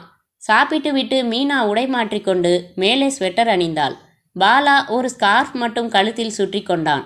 கார் ஓட்டிக்கிட்டு வந்தது களைப்பா இருக்கு சார், நான் செத்த தூங்குறேன், நீங்க போயிட்டு வாங்க என்றான் பாண்டியன். பிரசாத் கைகளில் கிளவுஸ் அணிந்து கொண்டு சிகரெட் பாக்கெட்டை எடுத்து வைத்துக்கொண்டு புறப்பட்டான். அத்தியாயம் 6. கடைசி பஸ்ஸை பிடிக்கும் அவசரத்தில் சூரியன். தயங்கி தயங்கி வந்து கொண்டிருந்தது இரவு. ஏரியின் ஓரத்தில் சின்ன பூங்கா இருந்தது. நிறைய பூக்களும் கொஞ்சம் மக்களும் இருந்தார்கள். 4 ரோடுகள் சந்திக்கும் இடத்தில் கை காட்டி நின்றது. அங்கே ஒரு சின்ன தியேட்டர். அது முதல் காட்சிக்கு எக்ஸ்பைரியான பழைய பாடல்களை சத்தமாக பாடி அழைத்து கொண்டிருந்தது. எதிரே ஸ்வெட்டர் அணிந்த பெண் பெட்ரோமாக்ஸ் லைட்டுக்கு காற்றடித்து விட்டு சிகரெட் வியாபாரத்தை கவனித்தாள். அருகே ஏரி. ஏரியில் தத்தளிக்கும் நீரின் மேல் குறை வெளிச்சம் சடுகுடு விளையாடியது. படகுகள் போட் ஹவுஸுக்கு திரும்பிக் கொண்டிருந்தன. மசாலா சுண்டலை தின்று கொண்டே ஒரு சிமெண்ட் மேடையில் பாலா மட்டும் தங்கிவிட பிரசாத்தும் மீனாவும் பொட்டானிக்கல் கார்டன் செல்லும் வழியில் இணையாக நடந்தார்கள். பிரசாத் ஒரு கையை அவள் தோளில் போட்டு தன் பக்கம் லேசாக அணைத்து கொண்டு நடந்தான். எனக்கு இந்த சாயங்காலத்துல இப்படி அமைதியா இருக்கிற சாலையில இந்த லேசான குளிர்ல இப்படி மனசுக்கு பிடிச்சவங்க தோல்ல கை போட்டு வேகமே இல்லாம நடக்கிறது எவ்வளவு சந்தோஷமா இருக்கு தெரியுமா? ஆமாங்க, மெட்ராஸ்ல மூச்சு விடக்கூட நேரம் இருக்காது. வாட்சை பார்த்து பார்த்து பறப்பீங்க. நான் சொல்ல வந்தது வேற மீனா. சொல்லுங்க, ஒரு மனுஷன் சாகிறப்போ கடைசியா உன் விருப்பம் என்னன்னு கேட்கறது எதுக்கு தெரியுமா? இப்ப எதுக்கு சாவை பத்தி எல்லாம் பேசிக்கிட்டு? கேளேன், அவன் மனசை சந்தோஷப்படுத்தி அதே நிலையில அவன் உயிரை பிரிய அனுமதிக்கிறதுக்கு தான் அப்படி கேட்கறது. அதே மாதிரி உன்னை கேட்டா நீ என்ன சொல்வ மீனா? எனக்கு இந்த பேச்சே பிடிக்கல, விடுங்க. எனக்கு பிடிச்சிருக்கு மீனா. சாவுங்கிறதும் இயற்கையை மாதிரி ஒரு சந்தோஷமான விஷயம்தான். ஒரு மரம் பூக்கிறதும் காய்க்கிறதும் இயற்கையா நடக்கிற விஷயம். யார் உத்தரவுலையும் நடக்காது. அதே மாதிரி தான் சாவும். அதுவும் இயற்கையானது. என்ன அந்த சாவு பயமுறுத்தவே இல்லை தெரியுமா? இன்ஃபேக்ட் இந்த நிமிஷம் நீ செத்து போறியா தயாரான்னு கேட்டா நான் சரின்னுடுவேன். I am satisfied. ஆசைகள் அடங்காத மனுஷனுக்கு தான் வாழ்க்கை மேல காதல் இருக்கும். என் ஆசைகள் பூரா நிறைவேறிடுச்சு. பணம் எல்லாத்தையும் எனக்கு சாதிச்சு கொடுத்துடுச்சு. புகழ் திகட்ட திகட்ட பார்த்தாச்சு. I am ready Meena. என்னங்க ஜாலியா இப்படி டூர் வந்துட்டு இப்படியெல்லாம் பேசுறீங்க? அப்புறம் நான் அழுவேன். வாங்க, நடந்தது போதும், திரும்பி போகலாம். இல்ல மீனா, நான் சொல்ல வந்ததை நீ புரிஞ்சுக்கவே இல்லை. போதும், நான் புரிஞ்சுக்கிட்டது. லட்சணமா இருக்கு உங்க பேச்சு. வாங்க போலாம். அவன் கையை வலுக்கட்டாயமாக இழுத்து திரும்பி வந்த வழியே நடக்க ஆரம்பித்தாள் மீனா. பாலா அவர்கள் திரும்பி வருவதை பார்த்துவிட்டு சிமெண்ட் கட்டையில் இருந்து குதித்திறங்கி நடந்து அவர்களோடு சேர்ந்து கொண்டான். என்ன 5 நிமிஷத்துல திரும்பிட்டீங்க? பாலா, இவர் என்னென்னவோ வளர ஆரம்பிச்சிட்டாரு. அதான் ரூமுக்கு போகலாம்னு இழுத்துட்டு வந்தேன். என்ன சொன்னீங்கண்ணே? பாலா, நீயே சொல்லுடா. என் வாழ்க்கையில இன்னும் என்ன ஆசைடா அனுபவிக்காம பாக்கி இருக்கு? ஆசைக்கா பஞ்சம்? இன்னும் அப்பான்னு கூப்பிட ஒரு குழந்தை இல்லையே. அப்படி சொல்லு பாலா. அது ஒரு பெரிய விஷயமா? 2 தடவை உண்டாகி இப்ப வேணாம்னு நாங்க தான் கழிச்சுக்கிட்டோம். என் மனசு நிர்மலமா இருக்கு. ஐ எம் ரெடி ஃபார் டெத்துன்னு சொல்ல வந்தேன். டெத்தா? எமன் வர்றப்போ நீங்க ரெடியான்னு கேள்வியா கேட்க போறான். என்னமோ சாப்பாடு ரெடி மாதிரி இவர் ரெடியாம். முதல்ல வாயை கழுவுங்கண்ணே. நல்ல பேச்சா பேசுங்க. பிரசாத் மௌனமாக புன்னகைத்தான். உடனே புதிரா ஒரு புன்னகை. அண்ணி ஜாக்கிரத, அண்ணே வர வர ஒரு ஞானி மாதிரி சதா தத்துவங்களா பொழிய ஆரம்பிச்சிட்டாரு. திடீர்னு ஒரு நாள் காவி கட்டிக்கிட்டு சம்போ மகாதேவான்னு பாட்டு பாட போறாரு. That is a point Bala என்றான் பிரசாத் கண்கள் மின்ன. என்ன பாயிண்ட்டை பார்த்தீங்க இதுல? இல்லறம் பிடிக்காதவன் அந்த வாழ்க்கையை உதற நினைக்கிறான். அதுக்கு 2 வழி இருக்கு. 2 வழியிலையும் கேட் இருக்கா இல்லையா? கிண்டல் பண்ணாம கேள்டா. ஒரு வழி செத்து போறது. அதுக்கு தைரியம் இல்லாதவங்களுக்கு தான் 2வது வழி. அதாவது துறவியா போயிடுறது. அண்ணி, நீங்க சொன்னது சரிதான். பேச்சு ட்ராக்கே சரியில்லை. ரூமுக்கு போனதும் ஒரு மாத்திரையை போட்டு தூங்க வச்சிடுங்க. ஏய், என்ன பைத்தியம்னு நினைச்சியா? சேச்சா, அப்படி இல்லைண்ணே. பேசிக்கொண்டே தங்கள் காட்டேஜை அடைந்ததும் பிரசாத்தை வற்புறுத்தி மாத்திரை குடிக்க வைத்தாள் மீனா. சற்று நேரத்திற்கெல்லாம் பிரசாத் உறங்கி போக பாலா கம்பளியை எடுத்து போர்த்திவிட்டு மேஜை மேல் வைத்திருந்த பிரசாத்தின் புத்தகத்தை எடுத்து தலைப்பு பார்த்தான். Love to tie. பாத்தீங்களா நீ புத்தகத்தை? சாவதற்கு விரும்பு, அறம் செய்ய விரும்பு மாதிரி இப்படி ஒரு போதனை. இந்த மாதிரி புத்தகத்தை எல்லாம் படிச்சுட்டு தான் கண்ணா பின்னான்னு பேசுறாரு. எனக்கு இவரை நினைச்சா கவலையா இருக்கு பாலா. அதெல்லாம் ஒண்ணுமில்ல. ரெஸ்ட்டு தான் தேவை அவருக்கு. இந்த ட்ரிப்பில் நாம் எல்லாருமா சேர்ந்து அவரை கலகலப்புக்கு கொண்டாந்துடலாம். நீங்கள் கதவை தாள் போட்டுட்டு தூங்குங்க. நானும் டிரைவரும் வரவேற்பு ரூமில் படுத்துக்கிறோம். ஏதாச்சும் வேணும்னா என்னை எழுப்புங்க. பாலா போனதும் கதவை சாத்திவிட்டு கட்டிலில் அமர்ந்து உறங்கும் தன் கணவனின் முகத்தையே கொஞ்ச நேரம் பார்த்து கொண்டிருந்தாள் மீனா. அத்தியாயம் 7. மறுநாள் காலையில் புறப்பட்டு சேர்வராயன் கோவில் சென்றார்கள். பொதுமக்கள் தன்னை அடையாளம் கண்டுகொள்ளாமல் இருப்பதற்காக பெரிய சைஸ் கூலிங் கிளாஸும் தொப்பியும் அணிந்தான் பிரசாத். கோயில் சென்று திரும்பி வியூ பாயிண்ட் செல்ல தீர்மானித்து முதலில் லேடி சீட் வந்தார்கள். காரை விட்டு இறங்கினதும் முதல் காரியமாக பிரசாத் சிகரெட் கொளுத்தி கொண்டான். காற்று அவர்களை மொத்தமாக அள்ளியது. மீனாவின் சேலை டபடப என்று சத்தமிட்டு துடித்தது. கூந்தல் கதறியது. பாலா பைனாகுலர்ஸ் கொண்டு கம்பியிட்ட பகுதியின் அருகில் இருந்து பள்ளத்தாக்கை பார்த்தான். What a view! இந்த இடத்துல ஒரு ஃபைட்டிங் சீன் வச்சா எப்படி இருக்கும் தெரியுமா? பதில் சொல்லாமல் கை தாங்கி பள்ளத்தாக்கையே வெறித்து பார்த்து கொண்டிருந்தான் பிரசாத். என்னண்ணே பதிலையே காணோம்? இந்த இடத்துல சண்டை காட்சியை விட இன்னொன்னு எடுத்தா இன்னும் சிறப்பா எடுப்படும். என்ன அது? தற்கொலை காட்சி. இங்கிருந்து கதாநாயகி கண்ணை மூடிக்கிட்டு குதிக்கணும். அதோ அந்த பாறையிலிருந்து கேமராவை ஜூம் பண்ணி காட்டி அப்படி பேக் அடிக்கணும். பாறையில மோதி மோதி கீழே போய் விழற வரைக்கும் கவர் பண்ணலாம். எப்ப பாரு சிகப்பு சிந்தனை உங்களுக்கு. நான் சொல்லிடுறேன், நீங்கெல்லாம் சொல்ல மாட்டேங்கிறீங்க. உண்மையை சொல்லு பாலா. இங்கேருந்து கீழே பள்ளத்தாக்க பார்க்குறப்போ ஒரு செகண்ட் அப்படியே தாவி குதிச்சிடலாம் போல தோணுதா இல்லையா? கனவு காட்சின்னா தாராளமாக குதிச்சிடலாம். அப்புறம் எல்லாம் கனவுன்னு சந்தோஷப்பட்டுக்கலாம். இது வாழ்க்கைண்ணே. நல்லா வருமே ஆசை. இதுக்கு ஃபோபியான்னு பேரு. அது என்ன ஃபியாவோ வேணாலும் இருந்துட்டு போகட்டும். நம்மளை விட்டுடுங்க. வாங்க. விட்டா குண்டு கட்டா தூக்கி அந்த பக்கம் கடாசிடுவீங்க போலிருக்கே. கழுத்தில் கேமராவுடன் இருந்த யாரோ ஒரு இளைஞன் இவர்கள் பேசுவதை கேட்டுக்கொண்டிருந்தவன் அருகில் வந்தான். சார் சொன்ன மாதிரி இன்னும் கொஞ்சம் தூரம் தள்ளி மேலே எந்த பாதுகாப்பும் இல்லாம மொட்டையா ஒரு இடம் இருக்கு. கார் போக பாதை இருக்கு. அங்கேருந்து போன வருஷம் ஒரு ஆள் கீழே குதிச்சு தற்கொலை பண்ணிக்கிட்டான் சார். அவன் சட்டப்பையில லெட்டர் எழுதி வச்சிருந்தானா சார். என்னன்னு? இந்த தற்கொலைக்கு யாரும் காரணம் இல்ல. அத்தனை உயரத்திலிருந்து குதிக்க வேண்டும் என்று ஆசைப்பட்டு நானாகத்தான் குதித்தேன்னு எழுதியிருக்கான். அட பாவி, சரியான மென்டலா இருந்திருப்பான் போலிருக்கே. அப்படி சொல்லாத மீனா. உலகம் பெருசு. ஒவ்வொரு மனுஷனுக்கும் எத்தனையோ விதமான கொள்கைகள். எல்லாரையும் ஒரே விதிக்குள்ள கொண்டு வந்து நிறுத்தக்கூடாது. கோமணம் கட்டாத ஊர்ல ஒருத்தன் மட்டும் கட்டி இருந்தா அது வித்தியாசமா தான் படும். அது அவன் தப்பில்ல. அது மாதிரி அவன் தற்கொலைய நேசிச்சிருக்கான் என்றான் பிரசாத். நேசிக்கிறதுக்கு நாட்டில் வேற விஷயங்களே கிடைக்கலையா அவனுக்கு? சார், எனக்கு அந்த இடத்த காட்ட முடியுமா நீங்க? ஓஎஸ், இங்கேருந்து கொஞ்சம் தூரம்தான். வாங்க, நம்ம கார்லேயே போயிடலாம். என்ன இது, தற்கொலை செஞ்சுக்கிட்ட இடத்துக்கெல்லாம் போகணுமா? அடுத்தது ஏற்காடு சுடுகாட்டுக்கு போகணும்னு சொல்வீங்கன்னு நினைக்கிறேன். நீ வர்றதுனா வா, இல்லைன்னா இங்கே இரு. நீங்கள் வாங்க சார். பாதி மனத்துடன் மற்றவர்கள் சம்மதிக்க காரில் 3 நிமிடத்தில் அந்த இடத்திற்கு வந்தார்கள். காரை சற்று தூரத்திலேயே நிறுத்தி கொண்டு இறங்கினார்கள். அந்த இடம் சற்று அபாயகரமாகத்தான் இருந்தது. பாறை திடுதிப்பென்று முடிந்து அந்த பக்கம் சொய் என்று பாதாளம். லேசாக எட்டி பார்க்க மீனாவிற்கு மயக்கமே வந்தது. இங்கேருந்து தான் சார் அவன் குதிச்சானா? சொல்ல கேள்விதான். உண்மையோ பொய்யோ தெரியாது. வாங்க போயிடலாம். நிற்கவே பயமா இருக்கு. Lovely place. டேஞ்சரான பிளேஸ் எல்லாம் அண்ணனுக்கு லவ்லி. பிரசாத் அந்த இடத்தை கேமராவில் கிளிக் செய்தான். மண்டியிட்டு அமர்ந்து கண்களை மூடிக்கொண்டான். என்னென்ன செய்றீங்க? என் மௌன அஞ்சலி அவனுக்கு. இடம் காட்டின இளைஞன் லேசாக சிரித்து, அட நீங்க வேற சார், அவன் என்ன பெரிய தலைவனா? கொழுப்படுத்து போய் குதிச்சிருக்கான். வீட்டில் என்ன தகராறோ என்னவோ, அதை சந்திக்க முடியாம கோலத்தனமா வாக்கியத்தை முடிக்காமல் நிறுத்தினான். என்ன சார் அப்படி முறைக்கிறீங்க? நான் அவனை பத்தி தான் சொல்றேன். தற்கொலைய கோழைத்தனம்னு எப்படியா சொன்ன நீ? என்றான் பிரசாத் திடீரென்று ஆத்திரமாக. என் கருத்தை நான் சொன்னேன். அதுக்கென்ன? 1000 தடவை சொல்வேன். தற்கொலை அசட்டுத்தனம், தற்கொலை கோழைத்தனம், தற்கொலை முட்டாள்தனம். பிரசாத் உடனடியாக அவனை பொலேர் என்று அறைய அவன் அதை எதிர்பார்க்காமல் அதிர்ந்து பின் அவமானம் தாங்காமல் திருப்பி தாக்க வர மீனாவும் பாலாவும் பிரசாத்தை ஒரு புறம் இழுத்து பிரிக்க பாண்டியன் அந்த இளைஞனை பிரித்து இழுத்து, தம்பி அவரை மன்னிச்சிடுங்க, அவருக்கு உடம்பு சரியில்லை, அதான் அப்படி நடந்துக்கிட்டாரு. உடம்பு நல்லா தாயா இருக்கு, மூளை தான் சரியில்லை. சட்டையை கிழிச்சுக்கிட்டு அலையிறதுக்கு முன்னாடி கொண்டு போய் பைத்தியக்கார ஆஸ்பத்திரியில் சேருங்கய்யா. பார்த்தா பெரிய மனுஷனாட்டம் இருக்கானேன்னு கூட வந்தா கை நீட்டுறானே என்று கத்திவிட்டு அவன் செல்ல, பிரசாத் என்னை விடுங்க, ஒன்றுமில்ல, sorry, I have created a scene.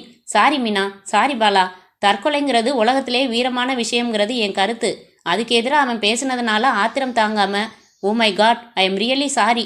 என்னால் உங்களுக்கெல்லாம் தொல்லை. வாங்க காருக்கு போகலாம். அனைவரும் அமைதியாய் நடக்க பிரசாத் ஒரு முறை திரும்பி அந்த பள்ளத்தாக்கை பார்த்து, எவ்வளவு ரம்யமா இருக்கு பாரு. இதே இடத்த ராத்திரியில் பார்த்தா எப்படி இருக்கும்? பகல்ல பார்த்ததுக்கே இடம் காட்டினவனுக்கு நல்ல பரிசு கிடைச்சிது. இதை ராத்திரியில் வேற பார்க்கணுமா? ஏன் தான் உங்களுக்கு இப்படி விபரீதமாலாம் ஆசை வருதோ? வாங்க, முதல் காரியமா ரூமுக்கு போய் படுத்து நல்லா தூங்குங்கண்ணே. காரில் அமைதியாக வந்தனர் அனைவரும். அத்தியாயம் 8. பனியின் தாலாட்டில் மரங்கள் சத்தத்தை நிறுத்தி கப் சிப்பென்று உறங்கிக் கொண்டிருக்க இன்னும் விளக்காத பல்லாக நிலா அழுக்காய் முனை உடைந்திருந்தது. ஈரம் ஏந்தின காற்று ஜன்னல் ஜன்னலாய் முயற்சி செய்து கிடைத்த இடைவெளியில் புகுந்து திரைச்சீலைகளை நாடு கடத்த ஏற்பாடு செய்து கொண்டிருந்தது. பாண்டியன் ஜமுக்காலம் விரித்து குப்புறப்படுத்தியிருந்தான். கைக்கு அருகாக ஒரு 3 செல் பேட்டரியும் தடியாய் பாதுகாப்புக்காக குச்சியும் வைத்திருந்தான். சோஃபாவின் மேல் கழுத்து வரை சுத்தமாக போர்த்தி கொண்டு பாலா உறங்கிக் கொண்டிருக்க இரவு விளக்கு மங்கலாய் வெளிச்சம் பெய்து கொண்டிருந்தது. படுக்கையறை கதவை பரபரப்பாய் தள்ளி கொண்டு வெளியே வந்த மீனா வேகமாக பாலாவின் அருகில், பாலா பாலா எந்திரியே என்றாள் பதட்டமாக. வாரி சுருட்டி கொண்டு எழுந்த பாலா, என்ன நீ? திடீர்னு முழிப்பு வந்துச்சு. திரும்பி பார்த்தா அவரை காணோம். பாத்ரூம்லையும் இல்ல. அறைக்கதவு திறந்திருக்கு. இருங்க, பதறாதீங்க என்று பாலா காட்டேஜின் வாசல் கதவுக்கு வந்து பார்த்தான். அது தாள் நீக்கப்பட்டு வெறுமனே சாத்தி இருந்தது. வாசக்கதவை திறந்துக்கிட்டு வெளியில போயிருக்காரு நீ. மணி என்ன இப்போ? 2 போகுது. இருங்க விசாரிக்கலாம் என்று இன்டர்காம் எடுத்தான் பாலா. ஹலோ ரிசப்ஷன் என்று குரல் வந்தது. ஆக்டர் பிரசாத் அங்கே வந்தாரா சார்? அவரோட காட்டேஜில் இருந்து தான் பேசுகிறோம். இங்கே வரலையே. ரூமில் இல்லையா? ஆமாம், மணி 2 போகுது சார். இந்த நேரத்தில் எங்கே போவார்? நல்லா பாருங்க, பாத்ரூமில் இருக்க போகிறாரு. இல்லை சார், பார்த்துட்டோம். இல்லை, காட்டேஜோட வாசக்கதவு திறந்திருக்கு. நல்லா பாருங்க, இதோ வரேன். இதற்குள் பேச்சுக்குரல் கேட்டு விழித்து மீனாவிடம் விவரம் தெரிந்து கொண்ட பாண்டியன் வாசல் கதவை திறந்து வெளிப்பட்டு காட்டேஜை ஒரு முறை சுற்றி வந்தான் டார்ச் லைட்டுடன். எனக்கு பயமா இருக்கு பாலா. பதறாதீங்க. இந்த நேரத்தில் எங்கே போயிருப்பாரு? ஆமாம், கார் நிற்கிதான்னு பார்க்கலாம் வாங்க. மூவரும் ஹோட்டலின் முன்புறத்தில் காரை நிறுத்தியிருந்த இடத்திற்கு வந்து பார்க்க அங்கு கார் இல்லை. காரை காணுமே. அப்போ கார் எடுத்துக்கிட்டு தான் போயிருக்காரு. இந்த நேரத்தில் தனியாக, அதுவும் ரகசியமாக யார்கிட்டையும் சொல்லாமல் எங்கே போயிருப்பாரு? வாங்க, வாட்ச்மேன் கூண்டில் ஆள் இருக்கானான்னு பார்க்கலாம். அவன் கவனிச்சிருக்கலாம் ஒருவேளை. முகப்பில் ஒரு மரக்கூண்டில் உட்கார்ந்திருந்த வாட்ச்மேன் இவர்களை பார்த்ததும் எழுந்து கொண்டான். ஏன்பா, கிரீம் கலர் சிஎல்ஓ TN07E 3217 வெளியில் போனதை பார்த்தியா? நம்பர் பார்க்கல. கிரீம் கலர் சிஎல்ஓ வெளியில் போனதை பார்த்தேன். காரில் யாரும் இல்லைன்னு நினைக்கிறேன். உள்ள லைட்டு போடலை, சர்ருன்னு போயிடுச்சு. எப்போ? அது போய் 1.5 மணி நேரம் இருக்குமே. நான் 2வது டீ குடிச்சப்பவே போச்சுதே. இப்போ மணி என்ன? 2:05 இருக்கு. 12 மணிக்கு ரிசப்ஷன் ரூமுக்கு போய் கையெழுத்து போட்டுட்டு வந்து கொஞ்ச நேரத்தில் டீ குடித்தேன் ஃப்ளாஸ்கில் இருந்து. அப்போ போச்சு. 12:30 மணி இருக்கும்னு வச்சுக்கோங்களேன். ஏன், என்ன சமாச்சாரம்? எந்த பக்கம் போச்சுங்க? அதை பார்க்கலனா, வெளியில் போச்சு. என்னவா என்று வந்தான் மேனேஜர் சாலமன். பாலா விவரங்களை சொல்ல, யாரையாச்சும் பார்க்க போயிருக்கலாமே அவரு. வெயிட் பண்ணி பார்க்கலாமா மேடம்? இல்லைன்னா போலீஸுக்கு தகவல் கொடுக்கலாம். என்ன செய்யலாம் சொல்லுங்க? ரெஸ்ட்டுக்காக வந்திருக்கோம். இந்த அகால நேரத்தில் தனியாக யார்கிட்டையும் சொல்லாமல் புறப்பட்டு போயிருக்காரு. இங்கே அண்ணனுக்கு தெரிஞ்சவங்க யாரும் கிடையாது. அவர் மனநிலை லேசா தொந்தரவு இருக்கு. அதனால டிலே பண்ணாமல் போலீஸை கூப்பிட்டுக்கிட்டு தேடி பார்க்கலான்னு தான் நான் நினைக்கிறேன் என்றான் பாலா. மீனா சன்னமாக அழ ஆரம்பித்தாள். பாலா, எனக்கு பயமா இருக்கு பாலா. ஐயோ, ஒன்றுமில்ல அண்ணி, நீங்கள் பதறாமல் இருங்க. வாங்க மிஸ்டர் சாலமன், ரிசப்ஷன்லேருந்து போலீஸுக்கு சொல்லலாம். அதை கடைசியாக வச்சுக்கலாமே சார். நாம் கொஞ்சம் தேடி பார்க்கலாமே. பிரசாத் சாரை பற்றி பேப்பரில் கூட நான் விவரம் படித்தேன். மனசு சரியில்லாமல் லேக் வரைக்கும் போயிட்டு வரலாம்னு கூட போயிருக்கலாம். என்கிட்ட மோட்டார் பைக் இருக்குது. நீங்கள் என்னோட வாங்க. 4 இடம் தேடி பார்த்துட்டு அப்புறம் அவசியப்பட்டால் போலீஸுக்கு சொல்லலாம். கார் எடுத்துக்கிட்டு போயிருக்கிறதால தேடுறது கொஞ்சம் சுலபம். மேடம் இருக்கட்டும், டிரைவர் துணையாக இருக்கட்டும். நாம் 2 பேரும் போய் பார்த்துட்டு வந்துடலாம் வாங்க. அந்த யோசனை சிறப்பானதாகப்பட்டது பாலாவிற்கு. சரி என்றான். சாலமன் மற்றொரு உதவியாளனிடம் பொறுப்புகளை ஒப்படைத்துவிட்டு தனது பைக்கை ஸ்டார்ட் செய்தான். பாலா பின்னால் அமர்ந்து கொள்ள அடுத்த நிமிடம் சாலையில் இறங்கினார்கள். குளிர் சுல் என்று குத்தியது. மயிர்கால்கள் சிலிர்த்து கொண்டன. முதலில் ஏரிக்கரைக்கு வந்தார்கள். அமைதியாய் தத்தளித்தது ஏரி. பாலா எங்காவது கார் நிற்கிறதா என்று உன்னிப்பாக பார்த்தான். பொட்டானிக்கல் கார்டன் வரை சென்று பார்த்தார்கள். அடுத்து எங்கே போகலாம் சார் என்றான் சாலமன். காலையில் லேடி சீட் தாண்டி ஒரு இடத்துக்கு போனோம். Dangerous place. அந்த இடத்த அண்ணன் ரொம்ப ரசிச்சாரு. இந்த இடத்த ராத்திரியில் பார்த்தா எப்படி இருக்கும்னு கேட்டாரு. ஒருவேளை அங்கே போயிருந்தாலும் ஆச்சரியப்படுறதுக்கு இல்லை. இப்பெல்லாம் அவரோட நடவடிக்கைகளை யூகம் செய்யவே முடியறதில்ல. எல்லாம் டென்ஷனால வந்த வினை. இவரா இழுத்துக்கிட்டது. ஒரு நாளைக்கு 20 மணி நேரம் கேமராவுக்கு முன்னாடி நின்னா என்னத்துக்கு ஆகும் உடம்பு? பத்தாவதுக்கு கிடைக்கிற கொஞ்ச நஞ்ச நேரத்திலையும் புத்தகம் மாற்றி புத்தகம் படிக்க வேண்டியது. அதுவும் மனசுக்கு அமைதி தர நல்ல புத்தகங்கள் படிக்கிறதில்ல. பைக் விரைந்து கொண்டிருக்க பாலாவின் குரலில் கவலை கலந்திருந்தது. பாருங்க, இப்படி நடுராத்திரியில் எல்லாரையும் தவிக்க விட்டுட்டு இப்படி காரியம் செஞ்சிருக்காரு. கேளுங்க, உடனே சாரி பான்னுடுவாரு.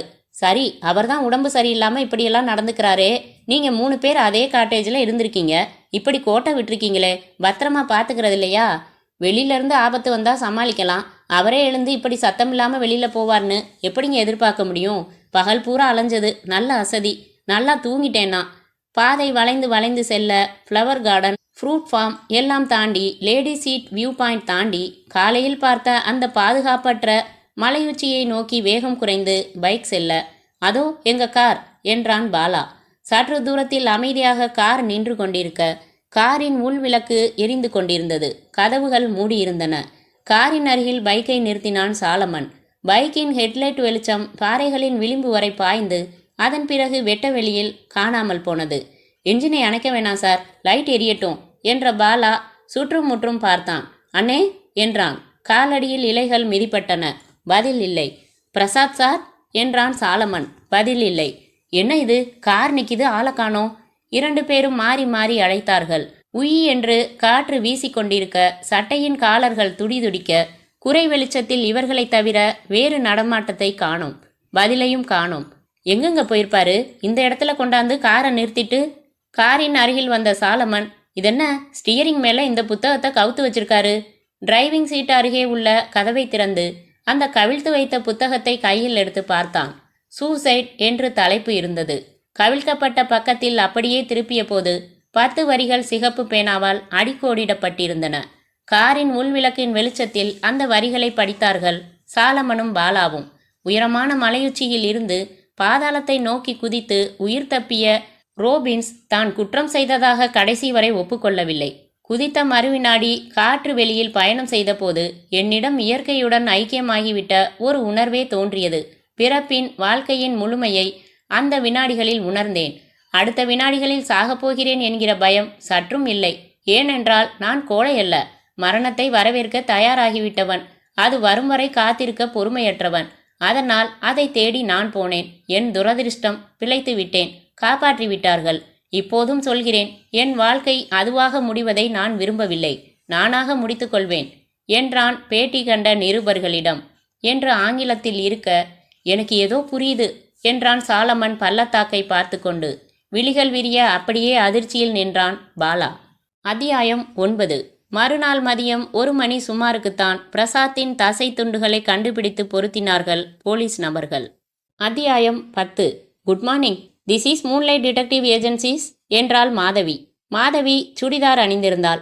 மேட்சாய் வளையல், காது தொங்கல், ஹேர் கிளிப், செருப்பு என்று அமைத்து கொஞ்சமாய் மேக்கப் போட்டு, சின்னதாய் பொட்டு வைத்து, ஷாம்பு போட்ட கூந்தலை அலட்சியமாய் தூக்கி வாரி, மெலிதாய் லிப்ஸ்டிக் போட்டு, ஆளே சப்ஜாடாய் உருமாறி, ஜப்பான் மிஷினில் அடித்த 5 வர்ண ஆப்செட் பிரதி போல பளிச்சென்று இருந்தாள்.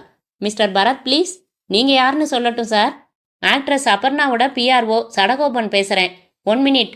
மாதவி தனி அறையை தொடர்பு கொண்டு சுசீலா எடுக்க, எஸ்டிடி பேசிட்டு இருக்கார் மாதவி, நான் பேசுறேன், கனெக்ஷன் கொடு. Hello sir, good morning, I am Susheela. நீங்க என்கிட்ட பேசலாம். What can we do for you sir? அருகில் பரத் மற்றொரு போனில் ஒரு விரலை திறந்திருந்த காதுக்குள் செருகி கொண்டு, புரியல, சத்தமா பேசுங்க. சரி, என்று கொண்டிருந்தான். மேடம் உங்களை சந்திக்க விரும்புகிறாங்க. மிஸ் அபர்ணா? ஆமாம், மிஸ்டர் பரத்தோட உதவி அவங்களுக்கு தேவைப்படுது. எஸ், சந்திக்கலாமே. வடபழனியில் அசோக் ரெக்கார்டிங் தியேட்டர் தெரியுமா? எஸ், மத்தியானம் பூரா அங்கே தான் மேடத்துக்கு டப்பிங். அங்கே வர முடியுமா? ஜஸ்ட் 10 மினிட்ஸ் தான்னு சொல்ல சொன்னாங்க. பரத் ஃபோனை வைத்துவிட்டு சுசீலா பேசி கொண்டிருந்த ஃபோனின் ஸ்பீக்கர் சிஸ்டத்தை ஆன் செய்து கேட்டுக்கொண்டிருந்தான். வரோன்னு சொல்லு, 2 மணிக்கு வரதா சொல்லு. ஓகே சார், 2 மணிக்கு வரோம். ரிசீவரை வைத்த சுசீலா, அபர்ணா சர்ப்ரைஸ் கஸ்டமர் இல்லை? ஷூர், 30 படம் பண்ணிக்கிட்டு இருக்காளாம். Mostly vamp roles. ஒவ்வொரு படத்துலையும் ஒரு சீன்லையாவது கமல் சட்டையை கலட்டுற மாதிரி. அபர்ணா படம்னா நிச்சயம் தப்பாமல் தொடை காமிச்சிடுவாளாம். இந்த மாதிரி பன்னாடை தகவலாக தெரிஞ்சு வச்சிருப்பீங்களே, அதான் கூப்பிட்டதும் உடனே வர்றோம்னு சொல்ல சொன்னீங்களா? டப்பிங் தியேட்டரில் ஏது சான்ஸு? முழுக்க மூடியிருப்பாங்க, பாரத மாதா மாதிரி. கெஸ் சுசி, எதுக்காக இந்த அழைப்பு? முன்பக்கம் விழுந்த பாப் செய்த கூந்தலை பின்பக்கம் தள்ளி கொண்ட சுசீலா, போன வாரம் சன் டிவி நேருக்கு நேர் ப்ரோக்ராமில் உங்களை பார்த்துட்டு மயங்கியாச்சுன்னு எதிர்பார்ப்பா பரத். உனக்கென்ன என் பர்சனாலிட்டியில் அவ்வளவு இலக்காரம் சுசி? இதோ பார் என்று பேண்ட் பாக்கெட்டில் இருந்து கற்றையாய் கடிதங்களை எடுத்து காட்டினான். இன்னைக்கு மட்டும் வந்த லெட்டர்ஸ் இது. சாம்பிளுக்கு ஒன்று படிக்கட்டுமா? வேணாம், ஐ நோ, எல்லாம் ஷிட்ஸ். கேளேன் என்று ஒன்றை விரித்து கொண்டு, டியர் பரத், டிவியில் உங்கள் முகத்தை பார்த்ததுமே பரவசமானேன். டிவி வாங்கி இத்தனை வருஷத்தில் இன்றைக்குத்தான் முதல் முறையாக திரைக்கு முத்தம் கொடுத்தேன். பேட்டியில் நீங்கள் பேசியது எதுவுமே என் காதில் விழவில்லை. நான் உங்களையே சாப்பிட்டு கொண்டிருந்தேன். ஆமாம், என் பார்வையில். நான் உங்கள் நிகழ்ச்சியை ரெக்கார்ட் செய்து விட்டேன். இந்த கடிதம் எழுதும் நிமிடம் வரை 100 முறைக்கு குறையாமல் பார்த்துவிட்டேன். திரைக்கு பக்கமாக உட்கார்ந்து உங்கள் கன்னத்தில் எத்தனை முத்தமிட்டேன். ஏன் பதிலுக்கு ஒரு தடவை கூட எனக்கு ஸ்டூபிட் கேர்ள் என்ற சுசீலா படக்கென்று அவன் கையில் இருந்து கடிதத்தை பிடுங்கி பீஸ் பீஸாய் கிழித்து ஜன்னல் வழியே எறிந்தாள். அவதான் திமிரெடுத்து போய் வெக்கங்கட்டு எழுதுறான்னா நீங்களும் ரசிச்சு படிக்கிறீங்களே, ஷேம்லெஸ் இடியட். என்ன இங்கே கூச்சல் என்று உள்ளே வந்தான் ரவி. வாயா பெரிய மனுஷா, கதவை தட்டாம உள்ள வரக்கூடாதுன்னு சொல்லியிருக்கேன் இல்ல. தட்டுறதா 3 தடவை இடிச்சேன். உங்க சண்டையில காதுல வாங்கிக்கலன்னா நானா பொறுப்பு? சார் விசாரிச்சுட்டேன், இன்னைக்கு அவங்கள பொண்ணு பார்க்க வர்றாங்களாம், அதனால லீவாம். யாரை பொண்ணு பார்க்க வராங்க, என்ன விசாரிச்ச? பரத் பரிதவிப்புடன் சொல்லாதடா என்று சைகை காட்ட ரவி அவன் சைகையை கவனிக்காமல் தன் பேண்டில் பிசிறியிருந்த நூலை பீய்ப்பதில் கவனமாயிருக்க, டேய் ரவி சொல்லு, யாரை பொண்ணு பார்க்க வராங்க? அவன் என்னவோ உளறான். நீ வா ரவி, நாம பாண்டி பஜார் வரைக்கும் போயிட்டு வரலாம். நில்லுங்க பரத். ரவி நீ பதில் சொல்லிட்டு தான் போகணும். யாரை பத்தி விசாரிச்ச? ஸ்வர்ணலதான்னு. டேய் நேரமாச்சு வாடாண்ணா. யார் அது ஸ்வர்ணலதா? டிவிஎஸ் கம்பெனியில் வேலை பார்க்குறாங்க. சார் காலையில் அவங்களுக்கு ஃபோன் செஞ்சாராம், லீவுன்னு சொன்னாங்களாம். அதான் என்ன அனுப்பி ஏன் லீவு, வீட்டு விலாசம் என்னன்னு விசாரிச்சுட்டு வர சொன்னார். நீ போ. போனதும் பரத், யார் இந்த ஸ்வர்ணலதா? சுசி, ஜீன்ஸ் போட்ட டிஷர்ட் போட்ட, அதுலேயும் டோன்ட் வரி இன்சூர்டுன்னு எழுதின டிஷர்ட் போட்ட ஒரு பொண்ணு வாயிலிருந்து வர வார்த்தையாயுது. இப்போ எனக்கு 5 என்றதுக்குள்ளே பதில் வரலன்னா இன்னும் கேவலமாக பேச ஆரம்பிச்சிடுவேன். சொல்லுங்க, யார் அந்த செருக்கி? 1 2 சொல்லிடுறேன். நீ கிழிச்சு எரிஞ்சியே லெட்டர், அதை எழுதினவ. அட்ரஸ் ஃபோன் நம்பர் எல்லாம் இருந்துச்சு. இவ்வளவு தூரம் ரசிகத்தன்மையோடு எழுதின ஒரு ஜீவனுக்கு ஒரு வார்த்தை, ஒரே ஒரு வார்த்தை நன்றி சொல்லலைன்னா அது மரியாதையா? நீயே சொல்லு. அதுக்காக ஃபோன் செஞ்சேன், லீவுன்னுட்டாங்க. எதுக்கு ரவி அனுப்பி விசாரிக்க சொன்னீங்க? எதையும் தள்ளி போடக்கூடாதுன்னு தலை நரைச்ச பெரியவங்க சொல்லியிருக்காங்களே, அதனால நன்றியை இன்னைக்கே சொல்லிடலாம்னு தான்.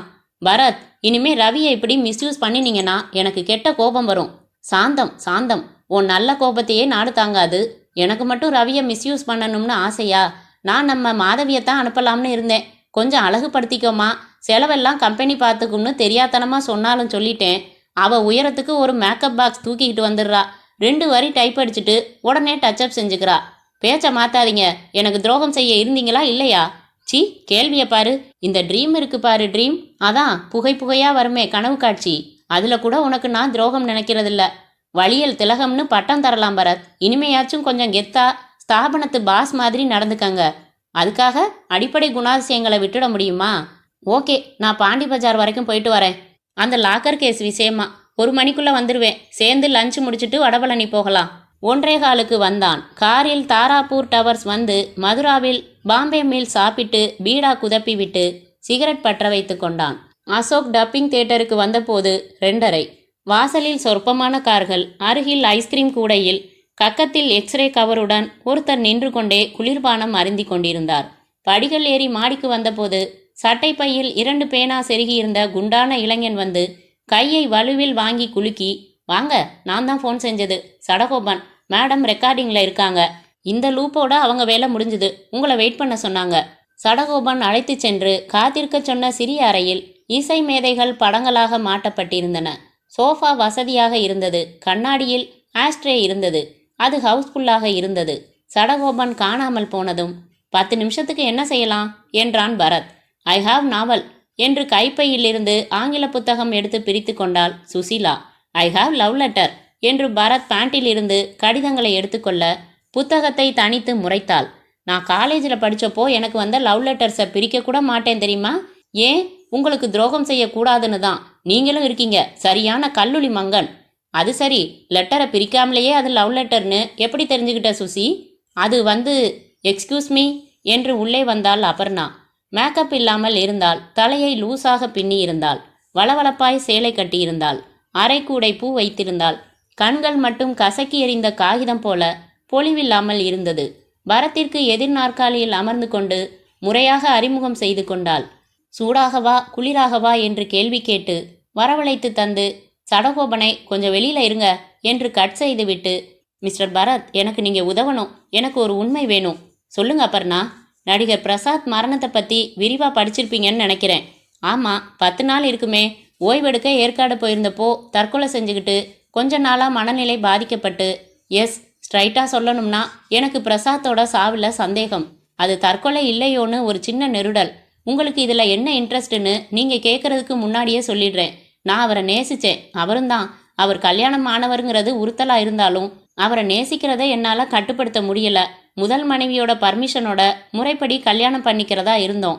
இது அரசல் புரசலா வெளியில தெரியுமே ஒழிய அதிகாரப்பூர்வமா 2 பேருமே வெளியில சொல்லல. இந்த நிலையில தொடர்ந்து சரியானபடி தூங்காம ஷூட்டிங்ஸ்ல கலந்துக்கிட்டாரு பிரசாத். அதனால புத்தி லேசா பேதலிச்சிருந்தது உண்மை. அவருக்கு ஓய்வு வேணும்னு ஏற்காடு போனதும் நியாயமே. புஸ்தகம் படிச்சு அதனால தூண்டப்பட்டு தற்கொலை செஞ்சுக்கிட்டாருங்கிற தியரியை என்னால் ஏற்றுக்க முடியல. ஏற்காட்டில் இருந்து கூட ஒரு தடவை ரகசியமாக ஃபோன் செஞ்சு என் கூட பேசினாரு. 1 வாரத்தில் வந்துடுறேன்னாரு. திடீர்னு பேப்பரில் செய்தியாகிட்டாரு. இத்தனை தீவிரமாக அவர் மனசு பேதலிச்சிடலன்னு தான் நான் நினைக்கிறேன். என் சந்தேகத்தை போலீஸில் சொல்ல முடியாது. என் பேரை கெடுத்துடுவாங்க. அதனால தான் உங்களை கூப்பிட்டேன். நான் பேப்பர்களில் படித்த வரைக்கும் போலீஸுக்கு இது தற்கொலை தாங்கிறதுல எந்த சந்தேகமும் இல்லைன்னு தான் போட்டிருந்தாங்க. ப்ளீஸ் சார், இப்போவே பதில் சொல்லி கேஸை முடிக்க நினைக்காதீங்க. செலவை பற்றி கவலை இல்லை. பிரசாத் தற்கொலை தான் செஞ்சுக்கிட்டாரான்னு எனக்கு கொஞ்சம் விசாரித்து உறுதி செய்யுங்க போதும். நீங்கள் யாரையாச்சும் சந்தேகப்படுறீங்களா? அப்பன்னா என்னால் உறுதியாக எதையும் சொல்ல முடியாது சார். எனக்கு ஏதோ நெருடுது, அவ்வளவுதான். என் யூகங்கள் எதையும் இப்போ கேட்காதீங்க. 2 நாள் கழித்து நடந்த உண்மைகளோட கொஞ்சம் நீங்கள் பரிச்சயமான பிற்பாடு மறுபடி பேசலாம். அப்போ சொல்கிறேன். Keep these. நான் புறப்படட்டுமா? ஒரு பேட்டி இருக்குது. டிவிக்காரங்களை 4 மணிக்கு வீட்டுக்கு வர சொல்லியிருக்கேன். அவள் கொடுத்த விசிட்டிங் கார்டை பாக்கெட்டில் வைத்துக்கொண்டு பரத் எழுந்தான். சுசீலாவும் எழுந்து ஒரே ஒரு கேள்வி என்றாள். என்ன? நீங்களும் பிரசாத்தும் நெருக்கமாக பழகினது பிரசாத்தோட வைஃபுக்கு தெரியுமா? அந்த கேள்வி அபர்ணாவை சங்கடப்படுத்தியது. சில வினாடிகள் தயங்கிவிட்டு, தெரியும். எப்படின்னா, என் பிறந்த நாளப்போ கேக் துண்டை பிரசாத்துக்கு ஊட்டினேன். அதை ஃபோட்டோ எடுத்து புஸ்தகத்தில் வந்துடுச்சு.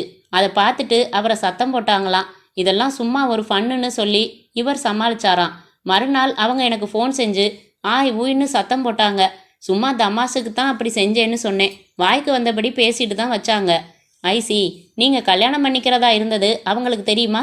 தெரியாதுன்னு தான் நினைக்கிறேன். தெரிஞ்சிருந்தா நேராக என் வீட்டுக்கே வந்து சண்டை போட்டிருப்பாங்களே. சரி, நீங்கள் போங்க. பணம் எதுவும் இப்போ தேவையா? நீங்கள் சொன்ன விஷயத்தில் இருக்கிறதானே இன்னும் தீர்மானிக்கலன்னா. தீர்மானித்ததும் வாங்கிக்கிறேன். வீட்டில் பேரண்ட்ஸ் இருப்பாங்க, அதனால தான் வீட்டுக்கு கூப்பிடல. சாரி, நான் புறப்படுறேன். அபர்ணா கை கூப்பி புறப்பட்டு சென்றதும் இருவரும் வெளியேறினார்கள். அபர்ணாவின் பின்னாலேயே சடகோபன் ஓடிக்கொண்டிருந்தான். படிகள் இறங்கி காருக்கு வந்து, பக்கத்தில் பப்ளிக் பூத் இருக்கா சுசி என்றான் பரத். அதுதான் தெருவுக்கு 4 இருக்கே. வா, முருகேசனோட பேசிடலாம். உள்ளூர் ஃபோன் ஒன்றுக்கு ரூபாய் 1.50 என்று அட்டையில் பேனாவால் எழுதி மாட்டியிருக்க பரத் 2 ரூபாய் கொடுத்துவிட்டு எண்களை சுற்றி கமிஷனர் ஆபீஸ் முருகேசனிடம் பேசிவிட்டு வைத்தான். ஃபோனில் முருகேசன் சொன்ன விலாசத்தை சுசீலா நோட்புக்கில் எழுதியிருக்க அதை வாங்கி பார்த்தான் பரத். Mohanarangam special officer. இவர்தான் பிரசாத் கேஸை பார்த்தவர். வீட்டில் இருக்காராம் லீவில். ஃபோன் பண்ணி சொல்லிடுறேன்னா முருகேசன். கோஆப்ரேட் செய்வார். அசோக் நகர் வஉசி காலனி. பார்த்துட்டு வந்துடலாமா? எனக்கு என்னவோ இது உப்பு சப்பில்லாத கேஸாக தான் படுது. ஒரு ஆசாமி செத்து போனதுக்கப்புறம் டாக்டரை கூப்பிட்டு உறுதி செஞ்சுக்கிற மாதிரி போலீஸே விசாரணை முடித்து ஃபைலை க்ளோஸ் பண்ணினதுக்கப்புறம் நமக்கு என்ன வேலை இருக்கும்னு நினைக்கிறீங்க? பார்க்கலாம் சுசி. செத்த பாம்பு திடீர்னு காற்று குடிச்சு உசுரோட எந்திரிக்கிறதும் உண்டு. பரத்தின் கையில் இருந்த உயரம் குறைந்த சிகரெட்டை வாங்கி ஓரமாய் எறிந்தாள். போங்க என்றாள். அத்தியாயம் 11. இன்ஸ்பெக்டர் மோகனரங்கம் பல்லெல்லாம் வாயாக வரவேற்றார். என்ன பரத், நேரா வர வேண்டியதுதானே? உங்களுக்கு உதவுறதுக்கு சிபாரிசு எதுக்கு? மறந்துட்டீங்களா? மயிலாடுதுறையில் அந்த நாயக்கர் கேஸில் கீ பாயிண்ட்ல எடுத்து கொடுத்தீங்களே சார். நான் அப்போ சப் இன்ஸ்பெக்டராக இருந்தேன்.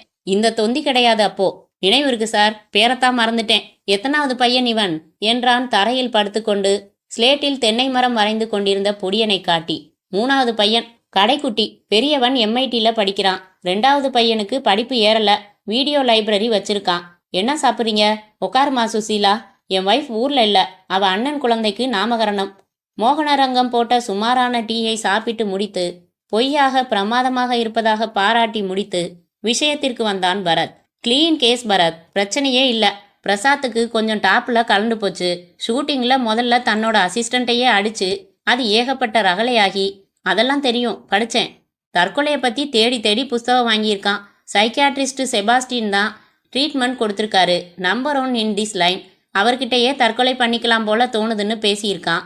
அப்புறம் ஒரு நடுராத்திரி PA பாலாவை எழுப்பி தற்கொலையை பற்றி என்ன நினைக்கிறேன்னு கேட்டிருக்கான். செபாஸ்டின் தான் ரெஸ்ட் வேணும்னு சிபாரிசு செஞ்சுருக்காரு. ஏற்காடு போயிருக்காங்க. போன இடத்துலையும் இதே பேச்சு. தற்கொலை பண்ணிக்கிட்ட ஒருத்தனை இகழ்ந்து பேசின ஒரு டூரிஸ்ட்டை அரைஞ்சிருக்கான். லேடி சீட் வியூ பாயிண்ட் தாண்டி ஒரு டேஞ்சரஸ் பிளேஸை ராத்திரியில் பார்த்தா எப்படி இருக்கும்னு கேட்டிருக்கான்.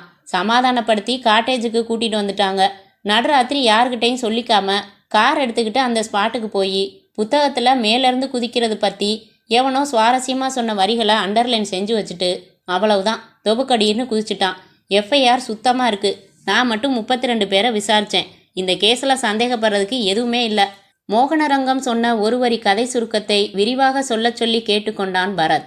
கூட போனது யார் யார், எங்கே தங்கினார்கள், எத்தனை மணிக்கு நடந்தது, போஸ்ட்மார்ட்டம் ரிப்போர்ட் என்ன, சூழ்நிலை என்ன, அப்போது யார் யார் எங்கிருந்தார்கள் என்று துல்லியமாய் கேட்க கேட்க பொறுமையாக அவர் பதில் சொல்ல சொல்ல சுசீலா டேப் ரெக்கார்டரில் பதிவு செய்து கொண்டாள். ஃபைல் இப்போ எங்கே இருக்குது சார்? என் டேபிளில் தான் இருக்குது. காலையில் ஆஃபீஸ் வந்தால் பார்க்கலாம், காமிக்கிறேன். காப்பீஸ் ஏதாச்சும் வேணும்னாலும் தர்றதுக்கு ஏற்பாடு செய்கிறேன். தப்பே இல்லாத கேஸ், ரொம்ப நீட்டாக இருக்குது. வேற என்ன செய்யணும்னா? பிரசாத்துக்கு மொத்தம் எவ்வளவு சொத்து தேரும் சார்? என் மதிப்பு 8 கோடி. இப்போது அவ்வளவு சொத்தும் யாருக்கு போகுது? அவர் ஒய்ஃப் மீனாவுக்கு தான். மீனா எப்படி? பரத், இந்த கேள்விகளுக்கே அவசியம் இல்லை. இது கொலையாக இருக்கலாமோன்னு கொஞ்சமாச்சும் சின்ன ஆதாரம் இருந்து தூண்டினா இந்த கேள்விக்கு போகிறது நியாயம். இது ஏன் ஒரு கொலையாக இருக்கக்கூடாதுன்னு ஒரு கேள்வி நீங்கள் கேட்டே பார்க்கலையா? நிச்சயமாக கேட்டு பார்த்தேன். கூட போயிருந்த ஒவ்வொருத்தர் பின்னணியையும் ஆராய்ஞ்சேன். யாரையும் சந்தேகப்படுறதுக்கு சின்ன பாயிண்ட் கூட கிடைக்கல. தேங்க்யூ சார், நாளைக்கு ஆஃபீஸ் வரேன். பரத் வெளியே வந்து சுசீலாவிடம், உன்னை இப்போது கன்னிமரா லைப்ரரியில் இறக்கி விட்டுட்டு நான் போகிறேன். பிரசாத் மரணம் பற்றி வந்த நியூஸ் பேப்பர் ரிப்போர்ட்ஸ் அத்தனையும் வேணும். அப்புறம் நமக்கு உதவுற சின்ன சின்ன செய்திகள் எல்லாம் வேணும். பழைய புத்தக கடையில் 3 மாத சினிமா புத்தகங்கள் எல்லாம் வாங்கிக்க. அப்புறம் அந்த சூசைட் புத்தகமும் வேணும். நீங்கள் எங்கே போகிறீங்க? அந்த மீனாவையும் பாலாவையும் பார்த்து துக்கம் விசாரிச்சுட்டு ஆஃபீஸ் வந்துடுறேன். லைப்ரரி கேட்டில் இறக்கி விட்டு வத்சலான்னு கெச்சலா ஒருத்தி இருப்பா. நான் சொன்னேன்னு சொல்லு, ஹெல்ப் பண்ணுவா. ஆள் தான் ஒல்லியே தவிர பரத் மச்சம் இருக்கும். நீ சுலபமாக கண்டுபிடிச்சிடலாம்னு சொல்ல வந்தேன். வாக்கியத்தை முடிக்கிறதுக்கு முன்னாடியே சீரினா எப்படி? அவர்களை கடந்து போக இருந்த ஒரு ஸ்கூட்டர்காரன் பிரேக் அடித்து, எவ்வளவு ரூபாய்க்கு மேடம் என்று கேட்டுவிட்டு உடனே கியர் மாற்றி விரைய, என்ன கேட்டாவன் என்றாள் சுசீலா. இன்சூரன்ஸ் பற்றி கேட்டுட்டு போகிறான். இன்னும் புரியலன்னா குனிஞ்சு பார்த்துக்கோ என்று புறப்பட்டான் பரத். அத்தியாயம் 12. மீனா காட்டன் சேலை கட்டியிருந்தாள். கண்கள் வீங்கியிருந்தன. முகத்தில் சோகம் எழுதியிருந்தது. பாலா கைகளை குறுக்கில் கட்டி கொண்டிருந்தான். பரத் குடித்துவிட்டு வைத்திருந்த வெள்ளி காப்பி டபராவை வேலைக்காரி வந்து எடுத்து சென்றாள். அப்போ நான் புறப்படட்டுமா என்றான் பரத். இவ்வளவு நேரம் நீங்கள் கேட்ட கேள்விக்கெல்லாம் பொறுமையாக பதில் சொன்னேன். நான் ஒரே ஒரு கேள்வி கேட்கலாமா சார்? கேளுங்க. அவரோட சாவை ஆராய சொல்லி உங்களை கேட்டுக்கிட்டது யாரு? அது நீங்கள் சொல்ல வேணாம், எனக்கு தெரியும். அந்த குச்சிக்காரி அபர்ணா தானே? செத்ததுக்கு அப்புறமும் அவரை நிம்மதியாக விட மாட்டா, சண்டாளி. சொல்லப்போனா அவரோட புத்தி பேதலிச்சதுக்கே அவதான் முக்கிய காரணம்.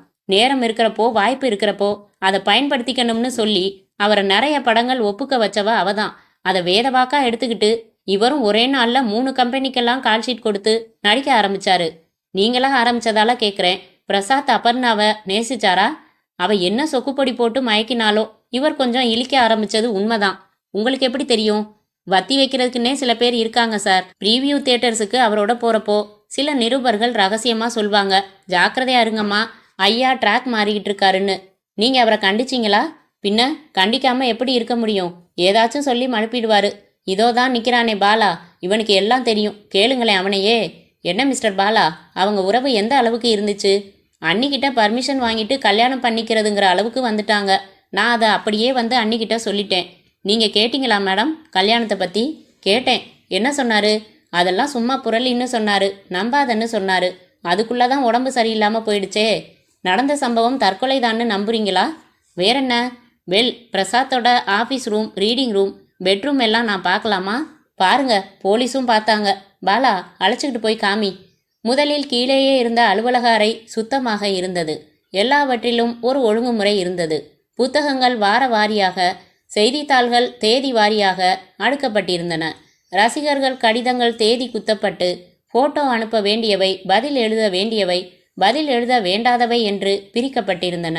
ரசிகர்கள் விலாசங்கள் ஆல்பபெட்ஸ் வரிசையில் அழகப்பன், பாலசுப்பிரமணியன், சிற்றரசு என்று பெரிய நோட்டில் எழுதப்பட்டிருந்தன. மன்றங்கள் சம்பந்தப்பட்ட ஃபைல்கள் தனியாக, பிரசாத்தை பற்றிய செய்தி கட்டிங்ஸ் தனியாக, புகைப்பட ஆல்பங்கள், செலவு கணக்குகள், சம்பள புத்தகங்கள், வருமான வரி ஃபைல்கள். நியூஸ் கட்டிங் ஃபைலை நான் எடுத்துகிட்டு போய் பார்த்துட்டு திருப்பி தரட்டுமா? அன்னிக்கிட்ட ஒரு வார்த்தை கேட்டுக்கிறேன். அடுத்து ரீடிங் ரூம். புத்தகங்கள் எக்கச்சக்கமாய் செல்ஃபுகளில் வரிசையாய் இராணுவ அணிவகுப்பு வீரர்களைப் போல நின்றன. சிலவற்றை எடுத்து புரட்டி பார்த்தான் பரத். சிலவற்றின் தலைப்புகளை படித்தான். சிலவற்றை தூக்கி எடை பார்த்தான். இந்த புக்ஸ் எல்லாம் பிரசாத் படிச்சதா? ஆமா, புதுசா புத்தகம் வாங்கினா அதை படிச்சு முடிச்சப்புறம் தான் செல்ஃபுக்கு வரும். படிக்கலன்னா அந்த மேஜையிலேயே இருக்கும். அண்ணனுக்கு எல்லா சப்ஜெக்ட்ஸும் பிடிக்கும். தெரியுதே பார்த்தா. நாட்டுப்பாடல்களும் வச்சிருக்காரு, நியூக்ளியர் வாரும் வச்சிருக்காரு. போகலாம். படுக்கை அறை மகா ரசனையாக இருந்தது. ஆடம்பர பொருள் எதுவும் குறைவில்லாமல் இருந்தன. பெரிய சைஸ் ஸ்டீரியோ டெக் அருகில் கிட்டத்தட்ட 200 கேசட்ஸ் வியாபாரத்திற்கு போல மர ஷெல்ஃபில் அடுக்கப்பட்டிருந்தன. சுப்ரபாதம், மீராபஜன், வயலின், போனியம், இளையராஜா ஹிட்ஸ், கவுண்டமணி நகைச்சுவை, அண்ணா சொற்பொழிவுகள், கிருபானந்த வாரியார், வீணை, காதலிக்க நேரமில்லை ஒளிச்சித்திரம், சாலமன் பாப்பையா பட்டிமன்றம் என்று கலவையாக இருந்தது. அதேபோல டிவி அருகில் வீடியோ கேசட்ஸ், பெரும்பாலும் பிரசாத் நடித்த படங்கள். எத்தனை படம் நடிச்சிருக்காரு? 70 ஆச்சு. சில வருஷங்கள்ல 100 கொண்டாட வேண்டியவர் இப்படி அல்பாயுசில் போயிட்டாரே. பாலா, நீங்க எத்தனை வருஷமா இவர்கிட்ட இருக்கீங்க? 5 வருஷமா இருக்கேன். என்ன அசிஸ்டண்ட்டாவே ட்ரீட் செய்ய மாட்டாரு, ஃப்ரெண்டு மாதிரி பழகுவாரு. தற்கொலை பத்தி திடீர்னு ஏன் இவ்வளவு ஆர்வம் எடுத்து படிக்க ஆரம்பிச்சாரு? அவர் ஒரு டைப்புங்க. ஒரு தடவை சுரங்கத்தை பத்தி யாரோ சுவாரஸ்யமா பேசியிருக்காங்க. உடனே சுரங்கங்களை பத்தி தேடி புஸ்தகம் வாங்கி படிக்க ஆரம்பிச்சிட்டாரு. அதே மாதிரி காடுகள் பத்தி ஒரு ஆர்வம் ஏற்பட்டு 60 புஸ்தகம் வரைக்கும் வாங்கி படிச்சாரு. ஒரு சப்ஜெக்ட்ல ஆர்வம் வந்துட்டா அதை பத்தி தரோவா படிச்சு தெரிஞ்சுக்கிட்டு தான் ஓய்வாரு. டாக்டர் சொன்னாரு, இது கூட ஒரு வித அடிக்ஷன்னு. சில விஷயங்கள்ல அடிமையாகிடுறது. நேரா கேட்குறேன், சொல்லுங்க. நீங்க யாரையாச்சும் சந்தேகப்படுறீங்களா? எதுக்கு? பிரசாத் ஒருவேளை கொலை செய்யப்பட்டிருக்கலாமோன்னு. நான்சென்ஸ். யாரு கொல்லணும்? அவசியம் என்ன? அதெல்லாம் கிடையாது சார். அனாவசியமா பழி போடுறதா? இவ்வளவு படிச்ச அண்ணன் ஒரு வரி நான் தற்கொலை செய்து கொள்கிறேன்னு எழுதி வச்சுட்டு போயிருந்தா பிரச்சனை இல்லை பாருங்க. கரெக்ட். அந்த ஒரு இடம்தான் எனக்கு உறுத்துது. இத்தனை படிக்கிற ஒரு நபர் தன்னை சேர்ந்தவங்களுக்கு கடைசியா ஒரு செய்தி சொல்ல விரும்பி இருக்க மாட்டாரா? தற்கொலைங்கிறதே திடீர்னு தீர்மானிக்கிற ஒன்று தானே சார். அந்த நிமிஷம் எதுவும் தோணி இருக்காது. தன் நிலையிலேயே இருந்திருக்க மாட்டாரு. தன்னிலை உணராதவர் கரெக்டா புத்தகத்தை ஸ்டியரிங்ல வச்சுட்டு போய் குதிப்பாரா? நீங்க என்ன சொல்ல வரீங்க சார்? பிரசாத் தற்கொலையை ஏன் சந்தேகப்படக்கூடாதுன்னு கேள்வி கேட்டு அதுக்கான பதிலுக்கு முயற்சிக்கிறேன். சரி, அப்புறம் சந்திக்கிறேன். பிரசாத்தோட பொருள்கள் எல்லாம் திருப்பி கொடுத்துட்டாங்களா? கார் மட்டும்தான் வந்திருக்கு, மற்றதெல்லாம் மெதுவா தர்றதா சொன்னாங்க. பரத் கீழே வந்து மீனாவிடம் சொல்லிக்கொண்டு புறப்பட்டான். அத்தியாயம் 13. ஏஜென்சிஸ் வந்தபோது சுசீலா லைப்ரரியில் இருந்து இன்னும் திரும்பி இருக்கவில்லை. மாதவியை, எனி மெசேஜஸ் என்றான் பரத். ஆடிட்டர் ஃபோன் செஞ்சாரு, நாளைக்கு உங்களை வந்து பார்க்க சொன்னாரு. வேற? முருகேசன் வந்தாரு, 10 நிமிஷம் வெயிட் பண்ணி பார்த்துட்டு வந்ததா சொல்லுங்கன்னு போயிட்டாரு. அப்புறம்? அவ்வளவுதான். சரி, நீ வீட்டுக்கு போகலாம். எல்லாம் சரி. இந்த ட்ரெஸ்ஸுக்கு இரட்டை பின்னல் போட்டா இன்னும் எடுப்பா இருக்கும். நாளைக்கு போட்டுக்கிட்டு வரேன் சார். இந்த டிப்ஸை நான் சொன்னேன்னு மேடத்துக்கிட்ட சொல்ல வேணாம். அது என்ன புத்தகம்? 51 அழகு குறிப்புகள் சார். 40 ரூபா. கம்பெனி பேர்ல தான் பில் போட்டு வாங்கினேன். எப்படியோ தேறினா சரி, போயிட்டு வா. ரவியை சிகரெட் வாங்கி கொண்டு வர சொல்லிவிட்டு அவனையும் அனுப்பிவிட்டு பிரசாத் வீட்டிலிருந்து எடுத்து வந்த செய்தி கட்டிங்ஸ் பகுதிகளை கோர்த்திருந்த ஃபைலை எடுத்து படிக்க ஆரம்பித்தான். 7:30 மணிக்கு பிளாஸ்கில் இருந்து ஊற்றி டீ குடித்த போது சுசீலா வந்தால் களைப்பாய். மார்போடு அணைத்து தூக்கி வந்த புத்தக பண்டலை தொப்பென்று மேஜை மேல் போட்டு உஸ் என்று மூச்சு விட்டு பனியனின் கழுத்து பகுதியை இழுத்து உள்ளே ஊதிக்கொண்டு ஃபேனை உச்ச வேகத்தில் வைத்துவிட்டு அமர்ந்தாள். இந்தா டீ சாப்பிட்டுட்டு சொல்லு. குடித்து விட்டு, சந்தேகமே இல்லை, இது சாக்கரின் கலக்காத பியூர் தற்கொலை. மீனா வீட்டில் என்ன ஆச்சு சொன்னான். நீங்க என்ன நினைக்கிறீங்க பரத்? இந்த தற்கொலையை சந்தேகப்பட்டே ஆகணும்னு தீர்மானிச்சிட்டா முதல்ல எனக்கு பதில் தெரிய வேண்டிய கேள்வி, பிரசாத் ஏன் தற்கொலை கடிதம் எதுவும் எழுதி வைக்கல? அவர் மனசு பேதலிச்சிருந்தப்போ எப்படி அதெல்லாம் எழுதி வைக்க முடியும்? நான் வர ஏன் லேட்டுன்னு கேட்கலையே. ஏன் லேட்டுன்னு கேளுங்க பரத். ஏன் லேட்டு? வர வழியில் சைக்கியாட்ரிஸ்ட் செபாஸ்டினை பார்த்துட்டு வரேன். Very good. என்ன சொல்கிறாரு? புரியாத ஒரு மெடிக்கல் டேர்ம் சொன்னார். என்னமோ ஃபரேனியா. அந்த வியாதிக்காரங்க மனசு திரும்ப திரும்ப ஒரே சப்ஜெக்ட்லேயே தான் இருக்குமா. ஒரு ஆளுக்கு சாப்பாடு மேலே விருப்பம் வந்துருச்சான். ஹோட்டலாக போய் டிசைனாக சாப்பிட ஆரம்பிச்சானா. வீட்டில் புதுசாக சமைக்க சொன்னானா. கழுதையை பார்த்தா கூட இதை சமைச்சு சாப்பிட்டா எப்படி இருக்கும்னு தோணுமா. சாப்பாட்டை பற்றி யாராச்சும் மட்டமாக பேசினா கோபம் வந்துருமா. அது மாதிரி பிரசாத்துக்கு தற்கொலை மேலே திடீர்னு ஒரு காதல். ஐ வாண்ட் டு சூசைட்னு டாக்டர்கிட்டே இங்கிலீஷில் பினாத்தி இருக்கான். மீனா கிட்ட, அதான் பிரசாத் வைஃபு கிட்ட பத்திரமா பார்த்துக்கங்கன்னு சொல்லி எச்சரிச்சாராம். அதையும் மீறி எப்படி சுசி கோட்டை விட்டாங்க? பிரசாத் யாருக்கிட்டையும் சொல்லாமல் புறப்பட்டு கதவு திறந்துக்கிட்டு கார் எடுத்து போயிருக்காரே. தெரிஞ்சிருந்தா தடுத்திருப்பாங்க, இல்லை கூடவே போயிருப்பாங்க. சுசி, காட்டேஜை விட்டு பிரசாத் காரில் போனது 12:30க்கு. அவரை காணோம்னு மற்றவங்க உணர்ந்தது 2 மணிக்கு தான். தூக்கத்தில் திடீர்னு முழிச்சு பார்த்தப்போ பக்கத்தில் காணலன்னு பதறி இருக்காங்க. சுசி, பிரசாத் மரணம் தற்கொலை இல்லைன்னு வச்சு பேசலாம். அதை பேசுறதுக்கும் நீங்க என் கையை எடுத்து கன்னத்துல வச்சுக்கிறதுக்கும் ஏதாச்சும் சம்மந்தம் இருக்கா? கொஞ்சம் சுறுசுறுப்பா பேசலாமேன்னு தான். சொல்லு, அது தற்கொலை இல்லைன்னா என்ன? தற்கொலைக்கு எதிர்ப்பதம் கொலை. சரி, அது கொலை. இந்த கொலை எப்படி நடந்திருக்க முடியும்? சிம்பிள். பள்ளத்தாக்க வேடிக்கை பார்த்துக்கிட்டு இருக்கிற பிரசாத் முதுகுல 2 கையையும் வச்சு ஒரே ஒரு தள்ளு தள்ளினா போதும். அந்த நேரம் பிரசாத் அங்க அவரா வந்தாரா, இல்ல வரவழைக்கப்பட்டாரா, இல்ல ஏதோ ஒரு மிரட்டல் முனையில அழைத்து வரப்பட்டாரா? சிச்சுவேஷனை பார்க்குறப்போ தானா வந்தாருங்கிறது தான் பொருந்தது. அந்த இடத்த ராத்திரியில பார்க்கணும்னு ஏற்கனவே சொல்லியிருந்ததால அவர் தானா ரகசியமா வந்ததுக்கு லாஜிக் இடிக்கல. அப்படி முதுக பிடிச்சு தள்ளி விடணும்னா அதை யார் செஞ்சிருக்கலாம்? கூட போயிருந்த 3 பேர்ல ஒருத்தர் தான். ஏன்னா அவங்களுக்கு தான் அதிக வாய்ப்புகள் இருக்கு. கரெக்ட். 12:30 மணிக்கு பிரசாத் கார்ல புறப்பட்டதும் அவர் கூடவே அல்லது தனியா அந்த பாறை முனைக்கு வந்து தள்ளி விட்டுட்டு திரும்ப காட்டேஜுக்கு வந்து தூங்குற மாதிரி நடிச்சிருக்கலாம். பாசிபிள். காட்டேஜுக்கும் அந்த இடத்துக்கும் எவ்வளவு தூரம்? 2 கிலோமீட்டர். Just 2 kilometre. கார்ல 4 நிமிஷம். நடந்தா அதிகபட்சம் அரை மணி நேரம். பிரசாத் காட்டேஜை விட்டு போனதுக்கும் காணாம போனதை கண்டுபிடிச்சதுக்கும் நடுவுல 1.5 மணி நேரம். அப்போ பாலா இல்லைன்னா டிரைவர் செஞ்சிருக்கலாம். மோட்டிவ்? அது ஆழமா போகணும். நாம பேசுறது மேலோட்டமா தானே. தனிப்பட்ட பகை ஏதாச்சும் இருந்திருக்கலாம். இவங்க 2 பேரை விட மீனாவை நாம அதிகமா சந்தேகப்படலாம்னு நான் நினைக்கிறேனே சுசி. ஏன்? மீனாவுக்கு பிரசாத் மேல கோபம். காரணம், அவன் அபர்ணாவோட பழகினது. அவளை கல்யாணம் பண்ணிக்கிற வரைக்கும் வந்தாச்சு. கேட்டா மழுப்பலான பதில். இந்த சமயத்துல தான் பிரசாத்துக்கு மென்டல் அப்செட். டாக்டர் ஓய்வெடுக்க சொல்றாங்க. ஏற்காடு வர்றாங்க. அங்கே வந்ததும் பிரசாத் தற்கொலையை பத்தியே பேசுறான். தவிர பிரசாத் ஏற்காட்டுல இருந்து ரகசியமா ஃபோன் போட்டு அபர்ணாவோட பேசினது தெரிஞ்சு போச்சு. தன்னை நட்டாத்துல விட போறாருன்னு ஆத்திரம் வந்துருச்சு. பிரசாத்தோட சொத்துக்களை நினைச்சு பார்க்கறா. சூழ்நிலை அவளுக்கு சாதகமா இருக்கிறத நினைச்சு பார்க்கறா. தீர்மானிக்கிறா. சம்பவம் நடந்த அன்னைக்கு ராத்திரி இவளே பிரசாத்தை எழுப்பி அந்த இடத்த ராத்திரியில பார்க்கணும்னு சொன்னீங்களே, வாங்க போகலாம், மற்றவங்கள எழுப்ப வேணாம்னு சொல்றா. பிரசாத் சம்மதிக்கிறான். புறப்பட்டு அங்கே வர்றாங்க.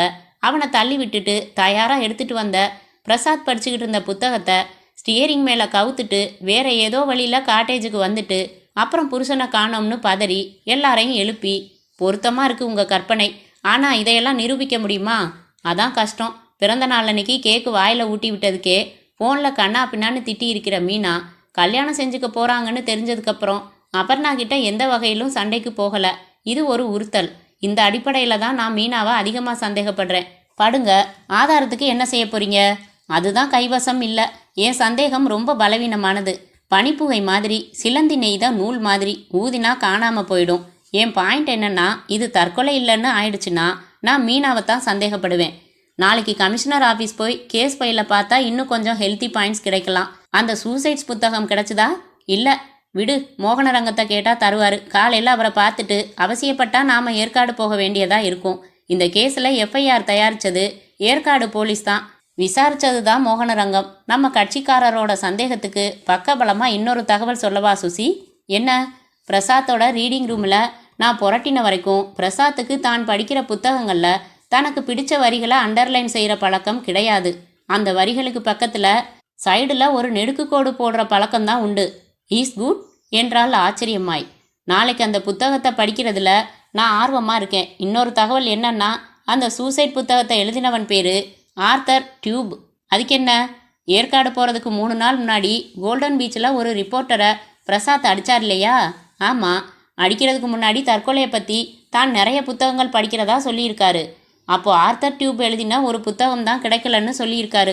ஸோ அந்த புத்தகத்தை எப்போ வாங்கினாரு, எங்கே வாங்கினாரு, எப்போ படித்தார்னு 3 கேள்விகளை உன் கவர்ச்சியான மனசுக்குள்ளே போட்டு வச்சிருந்து நாளைக்கு எடுத்துத்தா.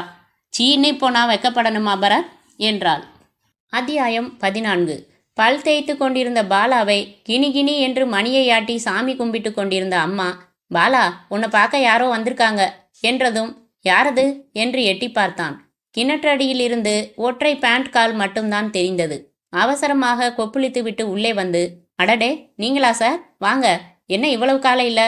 என் வீட்டு அட்ரஸ் எப்படி தெரியும் என்றான் கொடியில் இருந்து துண்டு உருவி தோளில் போட்டுக்கொண்டு. ஃபோன் செஞ்சேன், வீட்டிலன்னாங்க. விலாசம் கேட்டேன், சொன்னாங்க.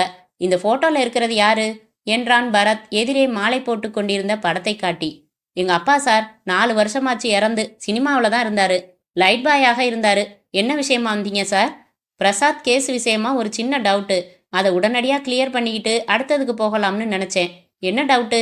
வந்தவங்களுக்கு முதல்ல குடிக்க ஏதாச்சும் கொடுடா. என்றாள் அம்மா. இல்லம்மா, எதுவும் வேணாம். மிஸ்டர் பாலா, அந்த சூசைட்ஸ் புத்தகம் இருக்கே, ஆமா, அதை பிரசாத் எப்போ வாங்கினார்னு தெரியுமா? தெரியாதே சார். கோல்டன் பீச் சம்பவத்தப்போ இந்த புக்கு ஒன்று தான் கிடைக்கலன்னு பிரசாத் சொல்லியிருக்காரு. அது தெரியுமா? தெரியாதே. அப்படி சொன்னாராம்மா. அந்த சம்பவத்துக்கு அப்புறம் தான் அண்ணன் எல்லா ஷூட்டிங்கையும் கேன்சல் பண்ணிட்டு வீட்டிலே இருந்தாரே. ஏற்காடு போகிற வரைக்கும் வீட்டிலேயே பெட் ரெஸ்ட்டாக இருந்தார். பொதுவாக புத்தகங்கள் அவரே போய் வாங்குவாரா? ஆமாம், புத்தக கடைக்குள்ளே நுழைஞ்சா 1000 ரூபாய்க்கு குறையாமல் வாங்குவார். கார் பூரா புத்தகம்தான். ரொம்ப முக்கியமான புத்தகம்னாலோ உடனடியாக வேணும்னாலோ என்கிட்ட எழுதி கொடுத்து வாங்கிட்டு வர சொல்லுவார். இந்த குறிப்பிட்ட புத்தகம் நீங்கள் வாங்கி தந்தீங்களா? இல்லை சார். நீங்களும் வாங்கி தரல, அவரும் வீட்டை விட்டு வெளியில் போகலை. பின்ன அந்த புத்தகம் எப்படி அவருக்கு கிடைச்சிது? எப்படி ஏற்காட்டுக்கு எடுத்துகிட்டு வந்தார்? மிஸ்ஸஸ் பிரசாத் வாங்கி கொடுத்துருப்பாங்களோ? அவங்களுக்கு ஷாப்பிங் போகிறதே பிடிக்காது. பொதுவாக வீட்டை விட்டு வெளியே போக மாட்டாங்க. டிவி வீடியோ போதும். பல சேனலை மாற்றி மாற்றி ஒரு நாளைக்கு 4 படம் கூட பார்ப்பாங்க. புத்தக ஆர்வம் கிடையாது. அட்டைப்படம் பார்த்துட்டு போட்டுடுவாங்க. குறிப்பிட்டு இதை படிங்கன்னு பக்கம் புரட்டி கொடுத்தாதான் படிப்பாங்க.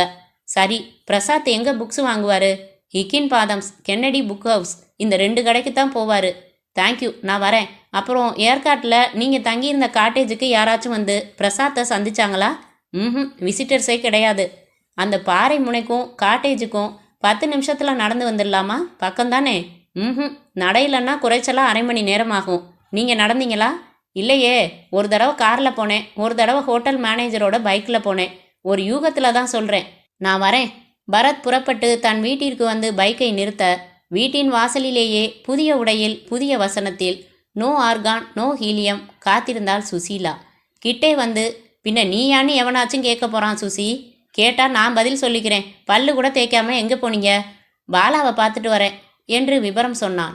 நீ என்ன இன்னைக்கு இவ்வளவு சீக்கிரம் சீவி முடிச்சு சிங்காரிச்சு சிவந்த நெத்தியில் பொட்டு வச்சு வந்துட்ட? ஒரு சின்ன பாயிண்ட் தோணுச்சு, அதை உடனடியாக சொல்லலைன்னா ஆர்கான் வெடிச்சிடு மாதிரி இருந்துச்சா? என்னது? தலை வெடிச்சிடு மாதிரி இருந்துச்சான்னு கேட்டேன். சுசீலா உள்ளே அமர்ந்து சோஃபாவில் ஒய்யாரமாய் அமர்ந்து காலை பேப்பரை எடுத்து மடியில் போட்டுக்கொண்டு, கோல்டன் பீச்சில் அடி வாங்கினானே ரிப்போர்ட்டர் மாதவன், ஆமாம், அவன் ஏன் இந்த காரியத்தை செஞ்சிருக்க கூடாது? எந்த காரியத்தை? கொலையத்தான். பொதுவாக பத்திரிகைக்காரங்க ரோஷக்கார ஜாதி. அத்தனை பேர் முன்னிலையில் அடி வாங்கின அவமானம் மாதவனுக்கு துடிக்குது. அவனை ஆஸ்பத்திரியில் வந்து பார்த்து பிரசாத் மன்னிப்பும் கேட்கல. அதனால் மாதவன் புறப்பட்டு ஏற்காடு வந்து அதே ஹோட்டலில் தங்கி சந்தர்ப்பம் அமையுமான்னு காத்திருந்து பிரசாத்தை ஃபாலோ செஞ்சு தள்ளி விட்டுருந்தா? சுசி, தமிழ்நாட்டில் இருக்கிற அத்தனை பேரையும் சந்தேகப்படலாம், தப்பில்லை. கொஞ்சமாச்சும் ஆதாரம் வேணாமா? நான் ஆதாரம் இல்லாமல் பேசுறதில்ல பரத். இந்த யோசனை எனக்கு வந்ததும் என்ன செஞ்சேன்? அந்த சினிமாலயா பத்திரிகைக்கு ஃபோன் செஞ்சு மாதவன் அட்ரஸ் வாங்கினேன். சல்லுன்னு வீட்டுக்கு போனேன். திருமதி தான் இருந்தாங்க. மாதவன் கோபிசெட்டிப்பாளையம் போயாச்சு. நைஸாக விசாரித்தேன். பிரசாத் ஏற்காட்டில் இருந்த நாட்களில் 1 வாரம் மாதவன் சேலத்தில் இருந்திருக்காரு. ஏன்? நாடக வார விழாவை கவர் செய்ய. சேலத்திலிருந்து ஏற்காடு பக்கம் என்பதை அறிக. பிரசாத்துக்கு பக்கத்தில் இருந்த மீனாவை சந்தேகப்படுறதுக்கே ஆதாரம் இல்லை. அந்த சமயம் சேலத்தில் இருந்த மாதவனை முடிச்சு போடுறியா? முதல்ல ஃபைல் பார்க்கலாம். 10 நிமிஷம், குளிச்சுட்டு வந்துடுறேன். அறைக்குள் போன பரத் சற்று நேரத்தில் அங்கிருந்து, கொஞ்சம் பாத்ரூம் வரைக்கும் வந்துட்டு போறியா சுசி என்றான். ஏன்? நடுமுதுகு எட்டலை, தேய்ச்சி விடேன். சுவத்தில் தேய்ச்சிக்கங்க. எனக்கு கூடத்தான் சமயத்தில் நடுமுதுகில் சில உதவிகள் தேவைப்படுறதுண்டு. அட்ஜஸ்ட் பண்ணிக்கல? இந்த அவஸ்தைக்கு பேசாமல் கல்யாணம் பண்ணிக்கலாம்னு சொன்னால் கேட்டாதானே? கமிஷனர் ஆஃபீஸ் போகிற வழியில் கல்யாணம் பண்ணிக்கலாம் சுசி என்று குரல் வந்தது. மோகனரங்கம் யூனிஃபார்மில் சினிமா இன்ஸ்பெக்டர் மாதிரி கொஞ்சம் செயற்கையாய் இருந்தார். மேஜை மேல் உலக உருண்டை வாங்கி வைத்திருந்தார். போனதும் காப்பி வரவழைத்தார். பிரசாத் ஃபைலை எடுத்து கொடுத்தார். பார்த்துக்கிட்டுருங்க பரத், நான் டிசியை பார்க்க வேண்டியிருக்கு. அரை மணி நேரத்தில் வந்துடுறேன். அந்த சூசைட்ஸ் புத்தகத்தை நான் பார்க்கணுமே, எடுத்து கொடுத்துட்டு போங்களேன். அது கூட என்கிட்ட தான் இருக்குது. நாற்காலிக்கு பின்னால் இரும்பு அலமாரி, அதை சாவி போட்டு திறந்து புத்தகத்தை எடுத்து தந்தார். இந்த புத்தகத்தை மேலே பிரிண்ட்ஸ் எடுத்தீங்களா சார்? ஓ, 8 விதமான பிரிண்ட்ஸு கிடச்சிது. நீங்கள் சந்தேகப்படுற மீனா, பாலா, பாண்டியன் எல்லாரோட கைரேகையும் வாங்கி வச்சுருந்தோம். அதில் ஒப்பிட்டு பார்த்தாச்சு. யூசி, அந்த புக்கில் பிரசாத்தோட கைரேகை தான் இல்லை. என்னது? பதறாதீங்க, இது புதிய புத்தகம். ஏற்காட்டில் தான் படிக்க ஆரம்பிச்சிருக்கணும். ஏற்காட்டில் குளிருக்காக ட்ரிப்பு முழுக்க கையில் க்ளவுஸ் போட்டிருந்துருக்காரு. பிரசாத்தோட பாடியிலையும் கையில் க்ளவுஸ் இருந்துச்சு. அதனால் ரேகை மிஸ்ஸிங். பாருங்க, வரேன். மோகனரங்கம் போனதும், என்ன பரத், இப்படி ஒரு குட்டை தூக்கி போட்டுட்டு போறாரு? மீனா கிட்ட லட்சக்கணக்கில் லஞ்சம் வாங்கிட்டு கேஸை முடிச்சிட்டாரோ? சாச்சா, மோகனரங்கம் ஸ்ட்ரைட் ஃபார்வர்ட். பரத் அந்த புத்தகத்தை பார்த்தான்.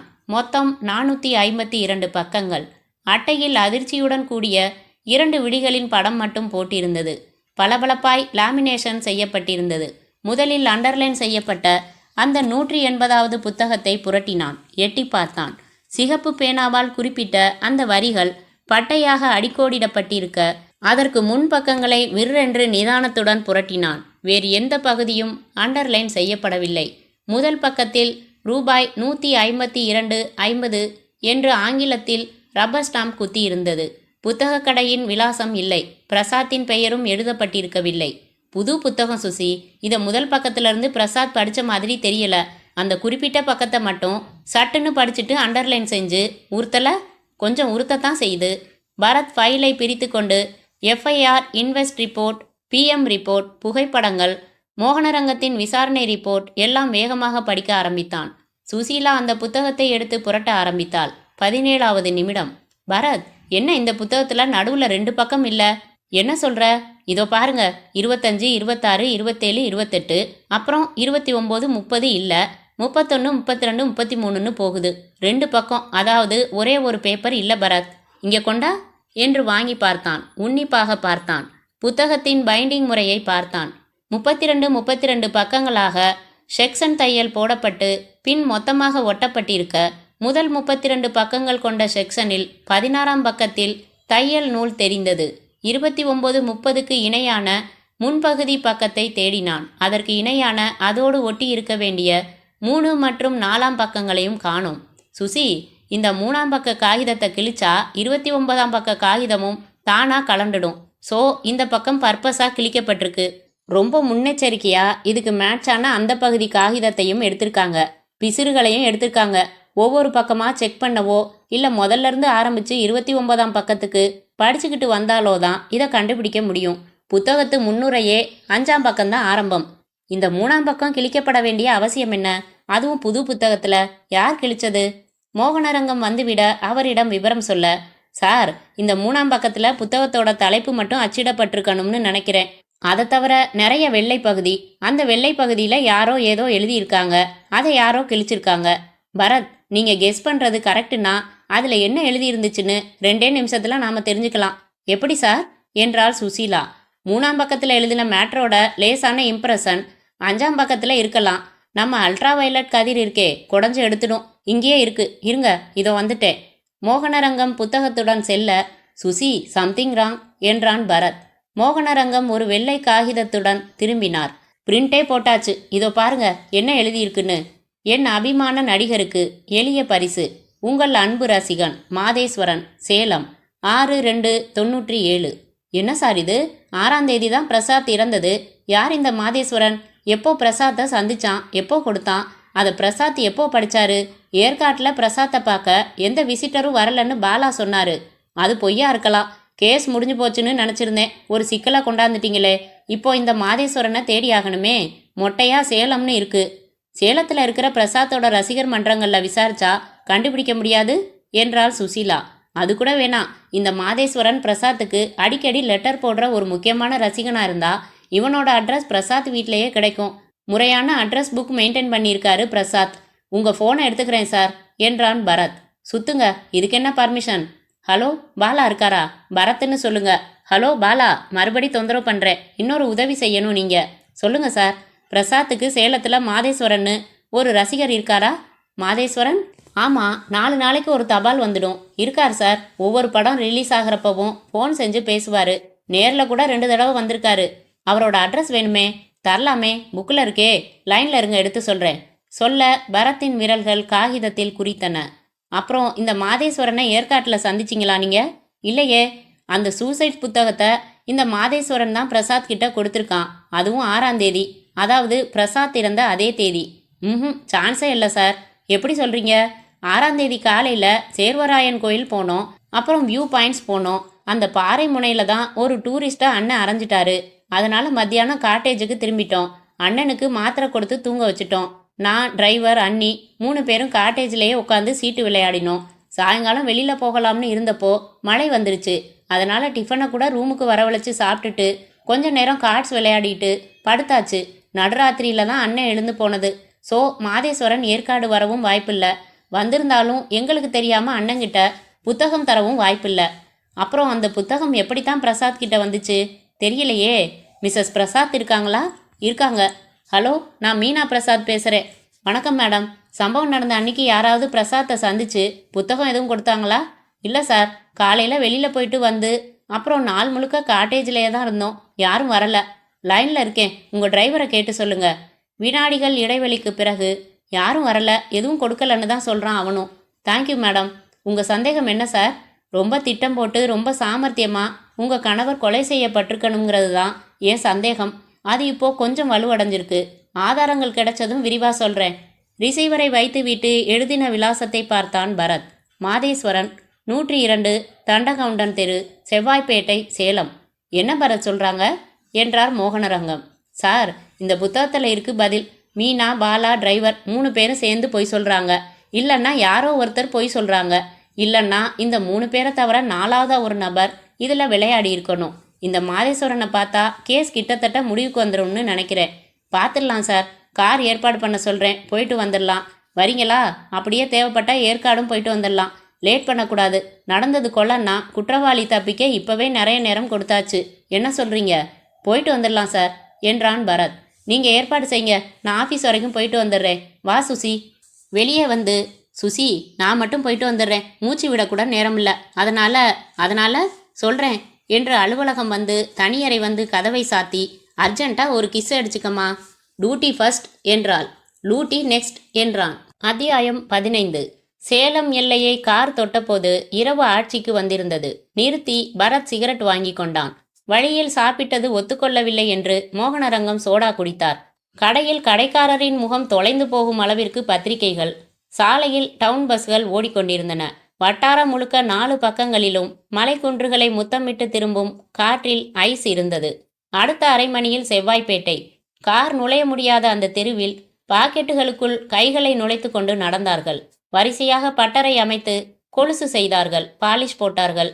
நெற்றியில் விபூதி குங்குமம் வைத்துக்கொண்டு பேரம் பேசினார்கள். விலாசத்தில் இருந்த கதவு நம்பர் ஒரு வெள்ளிப்பட்டறை கடை.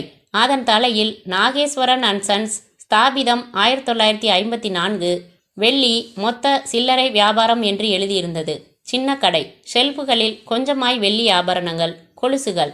சாருக்கு என்ன வேணும் என்றார் நாமமிட்டவர். மாதேஸ்வரன் வேணும். சார் யாரு? போலீஸு. மெட்ராஸ்லேருந்து மாதேஸ்வரனை பார்க்கறதுக்காகவே வந்திருக்கோம். என்னது, போலீஸா? முதல்ல உட்காருங்க. மாதேஸ்வரன் என் பையன்தான். உங்கள் பேர் நாகேஸ்வரனா? அட, எப்படி கண்டுபிடிச்சிங்க? போர்டில் இருக்கே. உங்கள் பையனை பார்க்கணுமே. உள்ளதான் வீடு. டே ஏழுமலை, தம்பி இருக்கானா பாரு. என்னங்க சமாச்சாரம்? எனக்கு பதறுதுங்களே. சும்மா ஒரு விசாரணை. ஏழுமலை பார்த்து வந்து, தம்பி வெளியில் போயிருக்காராம், இப்போ வந்துடுவாங்க. என்ன விசாரணை சார்? தம்பி வந்துடட்டும், நீங்கள் வியாபாரம் பாருங்க. இது இன்னைக்கு பேப்பரா? இருவரும் பேப்பரை பகிர்ந்து கொண்டு படித்து கொண்டு காத்திருக்க மாதேஸ்வரன் 3/4 மணி நேரம் கழித்து வந்தான். அடர்த்தியாய் கிராப்பு வைத்து மடிப்பு களையாமல் சட்டை போட்டு கையில் வீடியோ கேசட் வைத்திருந்தான். அவன் அப்பா அவர்களை அறிமுகப்படுத்தினதும் ஆச்சரியப்பட்டான். என்ன சார் விசாரணை என்றான் கலக்கம் எதுவும் இல்லாமல். இந்த மாதம் 6ஆம் தேதி நீங்கள் ஏற்காடு போனீங்களா? 6ஆம் தேதியா? ஆமாம், போனேன். எதுக்கு போனீங்க? நான் செத்து போனாரே பிரசாத், அவரோட ரசிகன். அவர் ஏற்காடுல தங்கி ஓய்வெடுக்கிறாருன்னு பத்திரிக்கையில் செய்தி படித்தேன். ஏற்கனவே மெட்ராஸில் 2 தடவை பார்த்து பேசியிருக்கேன். என்ன நல்லா தெரியும் அவருக்கு. அதான் போய் பார்த்து பேசிட்டு வரலாம்னு போனேன். பார்த்து பேசினீங்களா? இல்லை, நான் அவர் தங்கியிருந்த காட்டேஜுக்கு போனப்போ பூட்டி இருந்துச்சு. காரில் சைட் சீயிங் போயிட்டாங்க. எப்போ திரும்புவாங்கன்னு தெரியாதுன்னாங்க.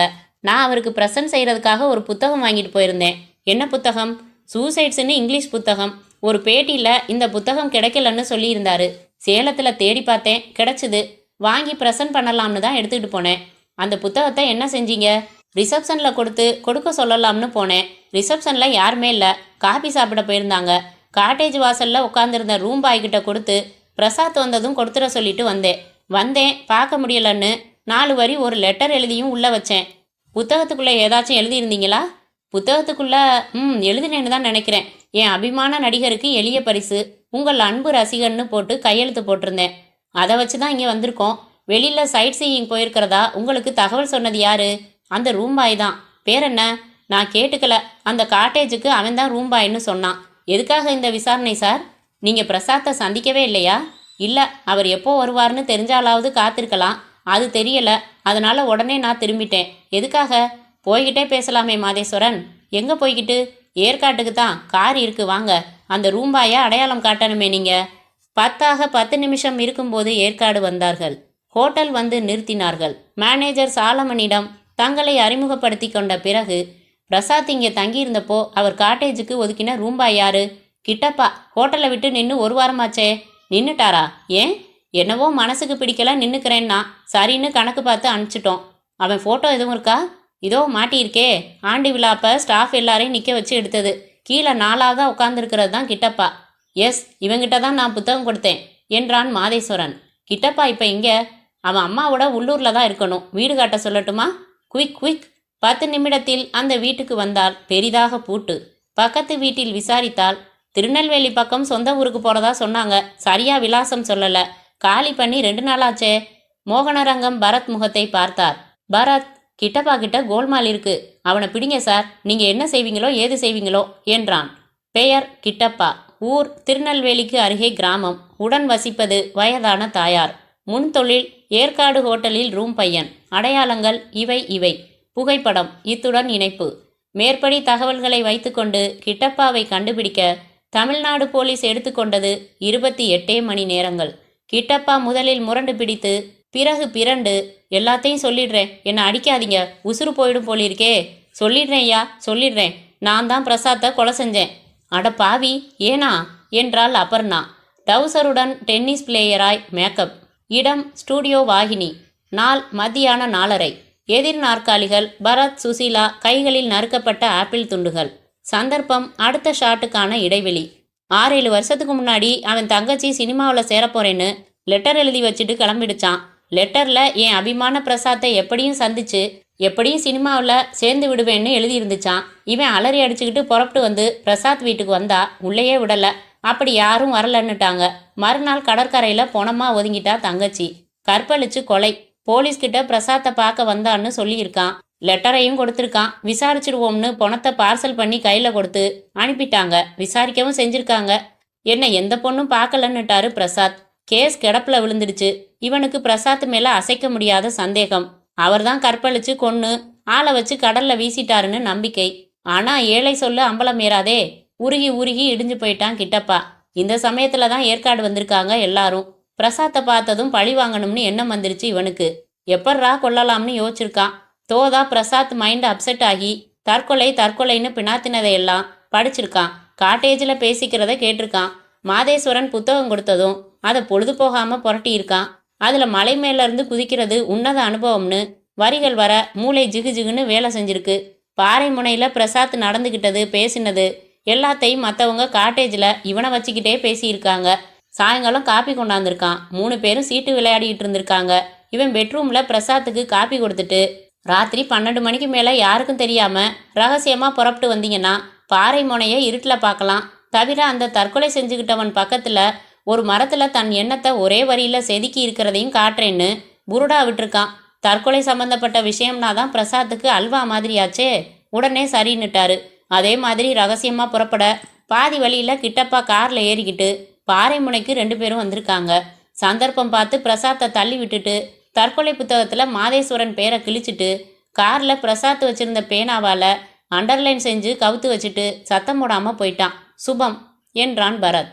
அபர்ணா தன் கைப்பையை திறந்து செக் புக் எடுத்து கையெழுத்திட்டு, எவ்வளவு எழுதட்டும் என்றாள். அது சுசீலா டிபார்ட்மெண்ட். எனக்கு ஒரு பதில் வேணுமே, கேளுங்க. இப்படி டாலடிக்குதே, இந்த மினுமினுப்பு இயற்கையிலேயே உள்ளதா இல்லை மேக்கப்பால் பளபளக்குதா? எதை கேட்கிறான் என்று சுசீலா திரும்பி பார்க்க பரத் அவசரமாய் அபர்ணாவின் தொடையிலிருந்து பார்வையை விலக்கி கொண்டு, உங்க கூந்தலை பற்றி கேட்டேன். அபர்ணா புன்னகைத்து, கம்மிங் சண்டே ஃப்ரீயாக இருந்தால் வீட்டுக்கு வாங்களேன், சின்னதாக ஒரு பார்ட்டி தரேன். உங்களை பார்க்குறதே ஒரு பார்ட்டி தாங்க. இல்லை சுசி? என்ன சுசி அப்படி பார்க்குற? கம்மிங் சண்டே நீ ஃப்ரீ இல்லையா? பரவாயில்ல, உனக்கும் சேர்த்து நான் கலந்துக்கிறேன் என்ற பரத்தின் செருப்பு காலால் சப்பக்கு என்று ரகசியமாய் மிதித்தாள் சுசீலா.